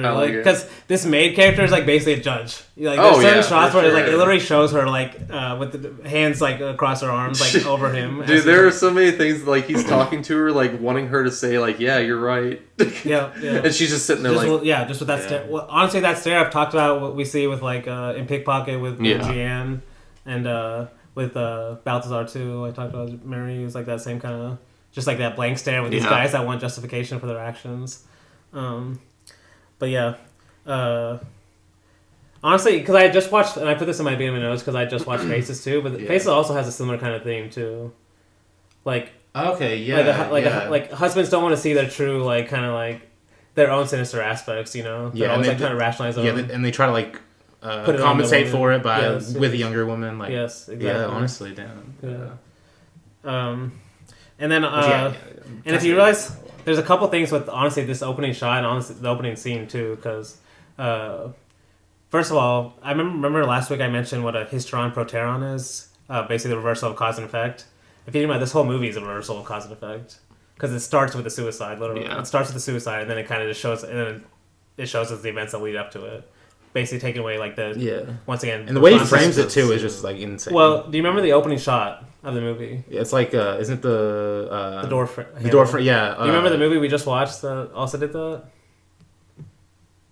I think it's Days. Side. No, yeah. No, it's, that's, Viva L'Amour. Was it Viva L'Amour? Yeah. Okay. I remember it was a side movie, but it was like the same thing we talked about. That one of the opening shots was on handle. Yeah, I remember you. I think I remember you bringing up Bresson that. Oh, did I? Really? I think you did actually. So I wasn't even thinking about this movie, but yeah. No. Bresson has a quote where he says, honestly, I'm just going to read it because I have it somewhere. He says, quote, "If I choose, why can't I have 10 times more doors in my films? Doors opening and closings are magnificent. The way they point to unsolved mysteries. What's wrong with doors? They have a music to them, a rhythm." Honestly, I've actually kind of had that thought too. Like, you don't realize that he goes crazy. Like, if just every scene is like a door opening. You don't realize when you open a door like how big it is and just kind of like how like beautiful it is. In a way. Like, there's something about it. I don't know. I've thought about this before. You're getting Bresson-fied? What? Bresson-fied. Bro, like what? Because when you start getting to Bresson, you're like, okay, that kind of makes sense. Yeah. And then you like tell to other people. I know that we talked about on the Tati episode of with Playtime, the silent door. You brought that up. Like it's the silence of the door being silent that's killing Tati. So and the scene like taking away the sound from the door is what's really killing it. So. Damn, that's so good. Tati has a lot of doors. I'm a big door guy, I guess. Big door guy. The Doors also a great band. Okay. I wouldn't know. That didn't work, bro. It did work, bro. On topic. But it starts with kind of, honestly, we'll go quickly, like, because a lot of this movie is just kind of, as in flashbacks, just brief moments of their relationships. Yeah. So if you guys have any specific, I'll go through it. But it just basically starts off with the flashbacks after we see her on the bed. She comes a couple times to a store. That's when he's narrating like how he like basically felt. I don't know if he ever falls in love with her really, but To me, it almost seems like the hunter, like the same. It's almost like a hunter in terms of like he sees a poor girl that he can take advantage of. Almost. Yeah, or so he falls into maybe with the idea of her. Maybe. Well, like, I know that he's not her. I know that he says multiple times in this movie that he's not like it was like possessing her body that he really wanted. So yeah, he loves the image, not the actual person. Yep. That's what we'll get to this kind of point towards later, but yeah. I mentioned it at the beginning is that could either be like literally making her an idol, like in the literal sense, you know, like something to worship, but also like as a sexual object too at the same time. But there's a funny scene where she brings in like her necklace, like I think it's a necklace with the Christ on it or something, and it's like he says, "You can keep the Christ, I'll take the medal." It's not it's like that. It's like a little like pen or thing that she hang on the wall, basically, like a cross that hangs on the wall. Oh, okay. Because like it was just the Jesus hanging on the golden cross, yeah. Because this is the scene. This is the scene that I was talking about earlier, where it's like that savior figure that you were talking about that Dostoevsky was doing. Also, it's like in this scene he tries to give her more money than he usually does, and she's like, "Don't give me your charity," basically. Yes. And he's like, "Just take help whenever it's offered or something like that." So yes. And he definitely like he sees that as power. Like he actually mentions that towards the end too. Like something like it's like after she's already sick in bed, but he's like, I kind of liked the feeling of the inequality between us or something like that. Yeah. But I do. There's something specific because a couple of people that I've read have mentioned this about Gentlewoman. It's like this Bresson movie also has like the most quotes of all of his movies. Like she's also reading a bunch. Like there's one scene here where they quote Goethe. An old like playwright, and I think he might have wrote short stories and books too. I don't know, but she quotes something. There's also that play they see later on, and she comes back and she's like, "I knew they left something out." Yeah. She quotes something from the animals, like she's reading something about birds at one point. P. Adam Sidney, it's so funny because you guys obviously know I love quotes. Like basically all my letterbox reviews are quotes only. This whole series, like a bunch of quotes. But because he mentioned this specifically, like why Bresson would put so many quotes. I want to read a couple quotes. Quote, if we take the flashbacks as a whole to accurately represent memory as Bresson has observed it, then the quotations become focal points around which memories turn. These are fixed images in common domain to which he can refer to refresh his memory. Yes. And like that's literally one of the main reasons I love quotes in the first place. Like even for films, like when I read a quote from a film that I've already seen, it makes me think of like the images associated with the scene. You know, it just helps me refresh my mind like a lot of the time. You know. Yeah, okay. Yeah. And there's definitely certain ones that do that like a lot. Yes. And Bresson is obviously the best of that, but there's a lot for. But then he mentions like maybe not just he mentions how quotes and just like art in general has a similar quality to them, and I'll just read it. So, quote: in our recollection of the past, artistic and intellectual experiences can have permanence that is denied to the daily events, which have to be reconstructed backwards in analysis of the steps leading to a tragedy. Okay. So it's like basically he's kind of saying it's like quotes or even artistic like films and stuff can have like a kind of stableness to them that like the events in our daily lives don't. You know, where like as we learn about them, they kind of change the way we view them. Versus films are like they stay the same. You know, and then when we view a change, it's like us that change. You know, not the film, right? So that's kind of. I think that's why people like art in the first place too. They kind of have this stability to them that even as we change, we can kind of go back to them and stuff. But that's kind of how he sees quotes too, is kind of like refreshing memory almost. Honestly, that's a good way to say it. Like because there's a lot of quotes in this, and there's also like a scene where they go to. We might actually be there, but where they go. We actually are there. Where they go to the park. Yeah. And they walk through, and like she's like, she had just read something about. Either she's going to read something later about how like all animals and humans are like made up the same material and stuff. Yeah. It's kind of interesting. We get some like glimpses that she has like kind of she's more intellectual than he's giving her credit. Basically. Oh, for sure. But that's kind of a very common like male ego thing. Yes, like exactly. Underestimating or like underestimating the intelligence of women. Yes. But yeah. No. Do you guys remember how they get married too? It's so funny. It's like a classic Bresson thing. Like, no, yeah, it was like he proposed or something, or like he gave her a ring, and then it just cut to them being married. Like it was like a hard cut to just like them at the altar. He follows her to. She says, "Don't follow me home." Basically, he follows her home because she doesn't want to see like her where she lives. Basically, like how her poor environment. But he follows her, and then he says, "You can leave here forever. Just say yes." She Yeah. doesn't say anything. Closes the door in her face, like almost like rejection. But then it hard cuts to them getting married. Yeah, I remember laughing. I remember laughing. Like, oh my god, that's so funny. Because I was like, that's Nozu thing. Yeah. But I think he's making a point too. Like, she's not marrying him because of love. She's marrying him because to get out of that situation. No, and I think the Goth quote that you were talking about earlier was a quote from like Faust. I'm pretty sure, and it was whenever Faust met Mephistopheles or something. Yeah, Mephistopheles. About Mephistopheles, I think is how you say his name. Yeah. But yeah, like the Faust allegory is like he's all like Faust sold his soul to Mephistopheles. So like how she's doing, maybe. Basically, yes. Or she might be seeing it. Kind of. Might be seeing it. Yeah. Damn. And that's what I'm saying. Like we never get true interiority into like why she necessarily says she agrees to go with him, right? Yeah. But it's kind of inferred like maybe she's trying to leave this place, this house that she doesn't want him to see the inside of. You know, it must have been pretty bad.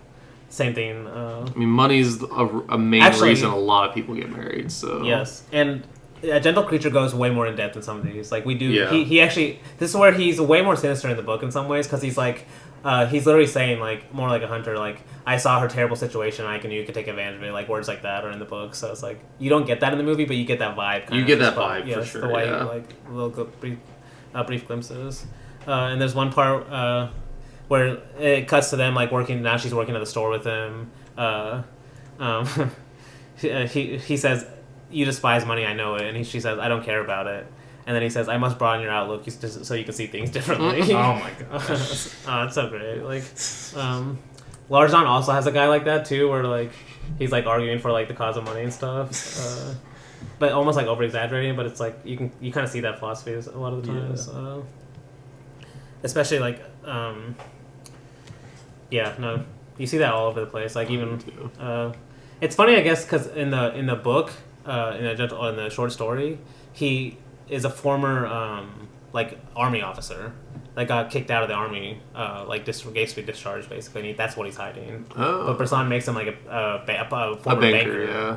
Which is interesting. You know, he's making it more modern by making like instead of a soldier back in the day, they're like a banker nowadays, someone in the finance field. Yeah, well, she also makes fun of him for that also because she was like, you were a banker in your past life, and now you're also a banker here, basically. Like you're doing the same exact shit still. So, damn, yeah. But or a financer. You're in financing again. I think is what she says. But then they go to watch the movie. I don't know what movie is. Did any of you recognize this movie? No, but I love this. No, wait, why is that? Is there anything that sticks out? Like. Honestly, just the fact that Bresson shooting movie theater scene is like so like jarring, damn, like. And crazy. Also, not only movie theater scene because we get that in Four Nights at Dreamer too, where they go to watch a movie. I don't remember. I've mentioned this before on the podcast. It's we'll get to it next week, but it's called Bonds of Love. They go to a movie premiere. Okay, I think I'm. The guy. I don't know why I don't remember that. I don't. I think that's weird. No, I remember this like scene. It's one of Bresson's best scenes. I might remember when I. But in this one, it's basically to show like this guy getting jealous. So, like this guy sitting next to her that. It must be do you think it's the same guy that she's in the car with later on? Probably. I think it's. I mean, I think you're never supposed to know, obviously, because his sense is from his perspective, he never wants to know. No. But I think it might maybe imply that it is. Yeah. Yeah. No, it's funny because we get all this scene of like him clearly getting jealous of this whole thing, and then like and then on the voiceover right after that, I was like, I was sure that then of her love, she loved me. And then, or wanted to love me. Yeah. And then they're in bed. And then they're in bed together. It's like, he's kind of making that point of like, it's probably not love. It's more of like honestly, this kind of physical relationship. You like saying all these quotes, like, I think I'm going to find this movie hilarious on rewatch. That's what I'm saying. It gets more, it's funnier. And I was glad I went over those the Gentle Creature notes before. Because it's like, adding those two together is like really funny. Like this kind of like Dostoevsky character that's like, just like has a huge ego, and like even after a woman commits suicide, it's still like can't accept it. large, It's like still being like she was like an angel, before like that. She loves me. Yeah, and we'll see how he turns her into an angel at the end of this movie, kind of like just to justify himself in some ways. Like it's more interesting than just like when you start thinking about more from his perspective, like how he's kind of just delusional. Like because the movie kind of opens up a little bit. Just the lengths he goes. Because he does say because he's honest at certain points too. Because at one point he says she made me see woman as an instrument of pleasure, and that's where he's like, No, I thought that was a very creepy quote too. So. Oh yeah. And that's like, they're like driving in the car. There's like that moment where they're like they're only looking at each other through the rearview mirror. Do you remember that? Yeah. And they're like kind of laughing. They almost like crash and they just start laughing. Damn. There's like I don't know. These are some of those moments where you're saying they're like not super realistic in a way, but they're kind of describing these kind of like weird feelings they have for each other. Yes. Yeah, and like using the rear window, like that's so. Yes. I mean, Scorsese kind of did that too with Killers of the Flower Moon. The Yeah. shots of Leo looking in the rear at Lily Gladstone's character. Yeah. When she's driving her. When he's driving her. Oh yes. Yeah. And it's kind of like I know what you're talking about, yeah. But yeah. Damn.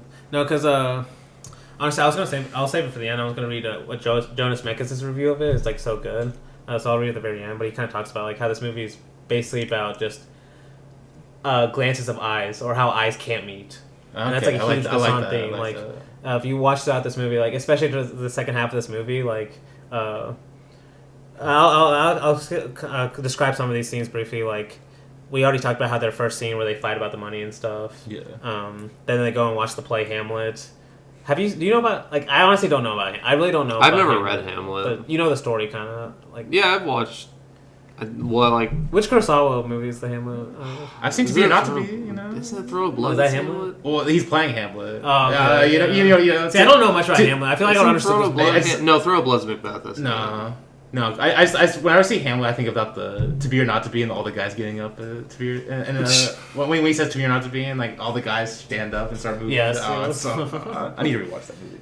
But I wish I knew about Hamlet more because there's like we get this long performance. Yeah. But we really get it, so she comes. So she can come home and she's like, I knew it. They left something out. I knew it. And yeah. she like says something about how like I'll read what she says. She says, "I knew it. They omitted this so the actors could bellow." I was like, okay, I don't know about Hamlet, but it's probably funny. Whatever she's like. It's like some Bresson insult. That's like me watching like the Welsh Shakespeare movies. I'm like, yeah. I don't know what you're saying, but it's cool. Like, no, Bresson's definitely trying to get an insult about like theatrical acting. Oh, for sure. Oh yeah. No, but then do we? It might be a little later on in the movie where he sees her go with another guy. Oh yeah, okay, yeah, it's yeah, we're kind of there now. But like we see her he follows her. Do you think she's actually cheating on him in this scene? It's. Or is this something like you could see maybe he's reading way too much into? Yeah. Like, it's all very mysterious. Yeah, you said before. It definitely feels like she's cheating because you see the shot of the people in the car that he walks by first, and they're definitely they're like kissing or something. Yeah. I should mention though, because the scene right before this is where we actually talked about before, where she's like, "You were more or less a beggar, and now you're a financier again." And then that's when he's like, "Who told you that?" And he gets really mad. He like starts to go try to find the guy. Yeah. And it's like almost this kind of like he can't accept his past, so he has to blame someone else like for telling him instead of just accepting like that's who he was, or maybe who he is still. You know, which is even worse. And then it's like immediately after that is when he finds her with this other guy. And then it's the next scene is this, honestly probably the famous scene in the movie, is when she takes the gun and she like, it's this like long drawn out scene of her like basically thinking about if she's going to kill him or not. And do you think she ever had that thought? Do you think she's actually going to kill him at some point? Because I've been thinking about this. Like, do you think she ever would have done it? Like, was that thought actually in her mind, or is she just trying to scare him? It's a mystery. It was definitely in her mind. She took the safety off. So. She does take the safety off, but is that to scare him? You know, I don't know. Because he does. It's a mystery. Because he does open his eyes briefly. If you remember. Yeah, but because he even says, "I don't know if she saw. I don't think she saw my eyes, but." I think she does. She might. Yeah. I think she does. He thinks he doesn't. She doesn't. It's very. I love the way it's shot and the way it's lit because like his eyes are in the shadows whenever he opens them. So like we see them obviously because Bresson wants us to see them, but like.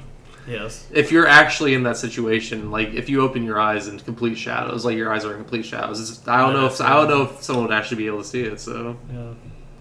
No, and then she it's so because I rewatched the scene just to like I went back and watched it, and like when she points the gun, there's a moment where I think like if he had opened his eyes again, she would have shot. Yeah. but he doesn't. He'd already opened his eyes once, so then she just like pulls a gun. But I think she might have shot if like he had opened his eyes or something again. Why again? Though? Like why again though? You think after the gun to his head or something? Okay, I don't know. I usually in that situation I think like she'd want his eyes to be closed. I don't know. Or I don't know. It's yeah. I know what you're saying. So you don't think she ever would have thought about it really? Maybe just to scare him. Yeah, I don't. Because in that moment, it does seem like almost like a 50-50 shot if she's going to shoot him. For sure. Yeah. And if in my head, I think she does see him open his eyes the first time. So she's almost like testing him, like why didn't you do anything if you know this is going to happen? Okay. Testing him might be that might be it, but I don't know. But it is a very tense moment. Have you guys seen? Monty Call also made A Gentlewoman. His is called Natsar, which means the gays. Is it fire? Oh, it's better. I don't think I've seen that. Oh, shit! I mean, it looks bad. Part of it is because of the look, too. Yeah. Like, Natsar has, like, way better quality. Okay. It's a gorgeous movie, too. I don't think I've seen that one. Oh, I have it, too. So. Oh, okay. I honestly might rewatch it next week. So. But, that scene in that movie is also amazing, too. Like, the kind of tenseness of it. But... it's funny because all this like tense moment, she literally is maybe about to kill him. Depending Damn, on this sounds literally the exact same. A middle-aged antique dealer, moneylender, recollects his marriage to a 17-year-old orphan girl. Yeah. Oh my god! Like that sounds way more predatory. Call's going hard. Dude, that sounds way more. I would say he's going hard. That sounds way more predatory than this movie does. It is in some ways. Yeah, it is. Just the description sounds way more predatory. Yeah. But that's the exact same thing that's happening in this movie too. So. Well, it's also interesting because Call is definitely aware of Bresson too, like very aware. Like, and so like, that's why he remade that. It's I don't know, it's like it's interesting more than other remakes because I feel like a lot of other remakes like you don't know if the filmmaker remaking it is like super knowledgeable about the filmmaker, but we know Call's like obsessed with Bresson. So. Oh yeah, dude, that's why it's really interesting to watch. But yeah, I'd always watch the Natsar more than this one. So, but. It's funny because we get the kind of this tense moment of the murder, maybe murder, depending on how you want to read it, and then it cuts to she is making coffee for the next morning, like everything's okay, not talking about it. Like, it's the theme of the short story and the book and the movie is keeping this silence when they probably should be talking. Keeping it like almost like a bad silence, and like what they're like keeping down. Yes, exactly what they're repressing in a way. It's like kind of leading to these, like actually leading to this moment that we've already seen. Yes, Yes.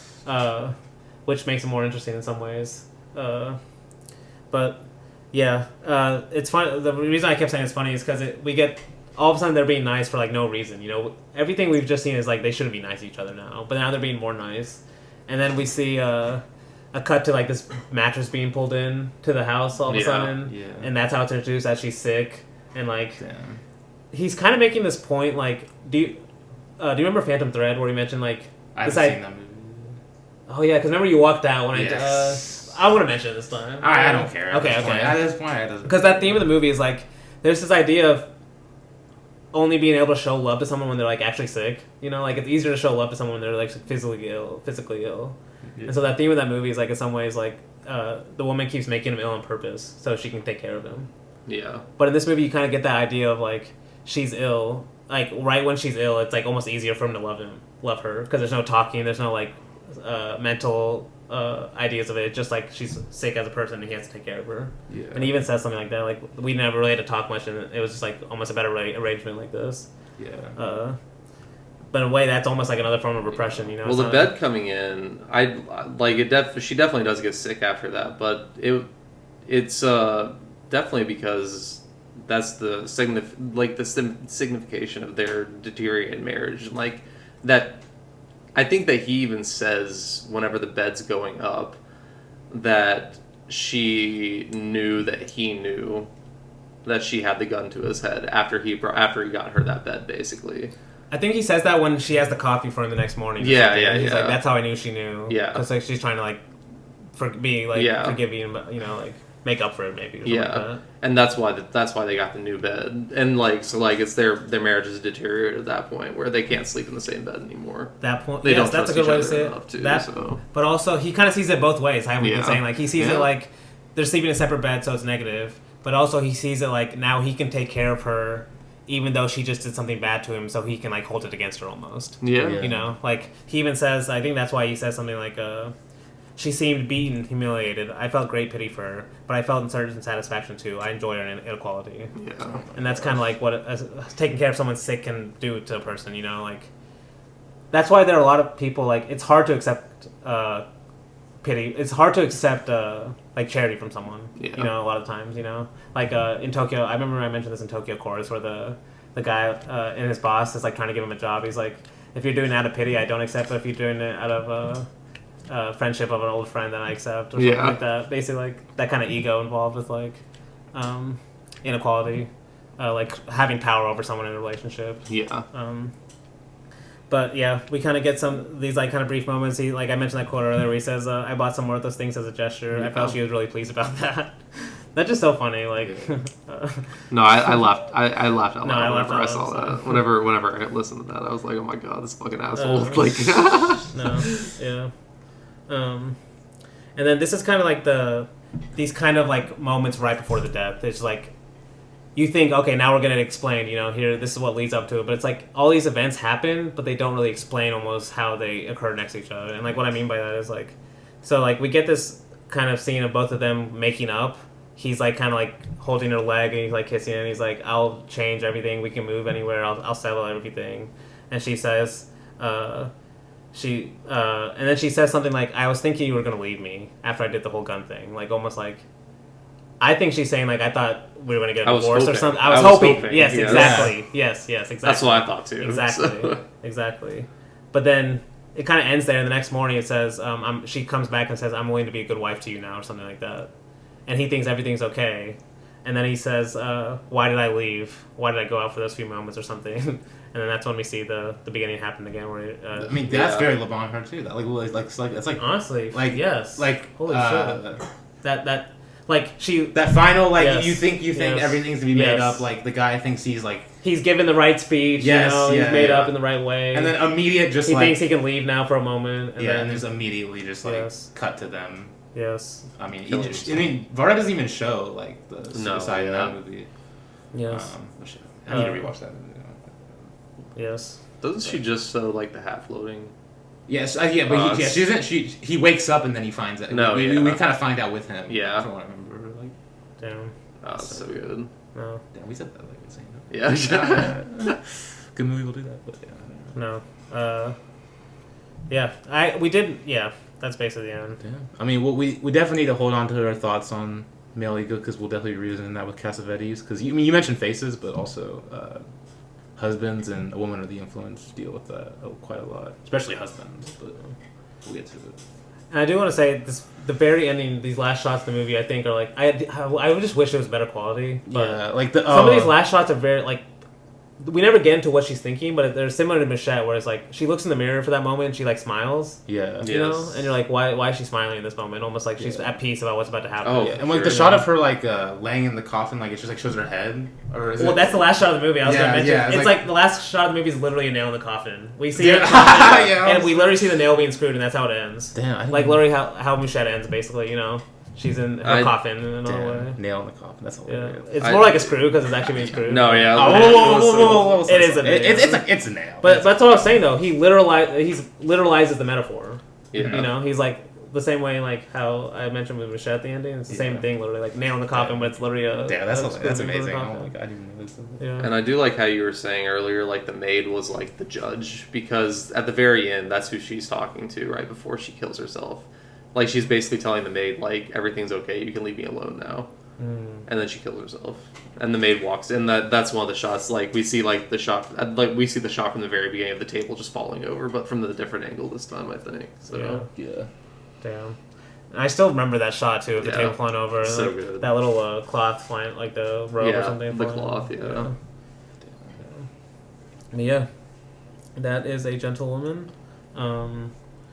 Honestly, I think those were better to talk about than maybe I was expecting going in. I thought it would be more depressing, but Mouchette probably still was. For the Yeah, most Mouchette part, probably but still this was. one, Yeah, this one is yeah. funnier, I think. Yeah, it was funnier than I especially- gave it credit for, because Yeah, I yeah, did when- say it was more depressing, but the more you talked about it, I was like, In the moment, it's definitely depressing. Yeah, no, yeah. His attitude is maybe a little more depressing towards it. I'm laughing at him. You'll see Lancelot the same way. Like, I don't want to say go into it expecting something, but go into maybe like it is funnier than maybe you're like. Sometimes you kind of get confused because the characters are so serious in the movies themselves, you know. Yeah. Like you can once you get to more little detached, you can see Bresson is. Now, is this the Lancelot from King Arthur that we're Yes. watching? Yes, is this like whenever he goes away with the king with his Genevieve with the queen? or something? Yeah, is this Yes. that story? That Okay, let's go. But you'll see when he's making fun of them. It's I like, love this story. Okay, all right. I'm curious because I don't know that much about King Arthur. You know way more about it. Than no, me, so it's I'm been a curious while what you since say. I've read all this because I read all this shit in high school. But No, I'm curious what you'll say about it. It's definitely a different take on King Arthur for sure. Or yeah, so, but yeah. So yeah, next week we're doing Lancelot and Four Nights with a Dreamer, two of my all-time favorites. So is Lancelot like top tier Bresson for you, Lancelot? everything's top tier for some. Okay, but like really top tier. Like really top. I know. I'll At the end, I'll decide. Okay, I know Four Nights with a Dreamer is like really top tier for you. Oh yeah, for sure. Which it's like really top tier for me. So yeah, can't wait. Yes. All right. Until next time, hope to see you floating through the clouds.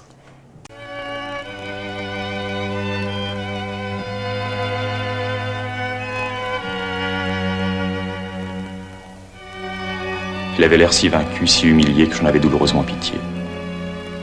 Mais j'éprouvais aussi une sorte de satisfaction. Notre inégalité me plaisait.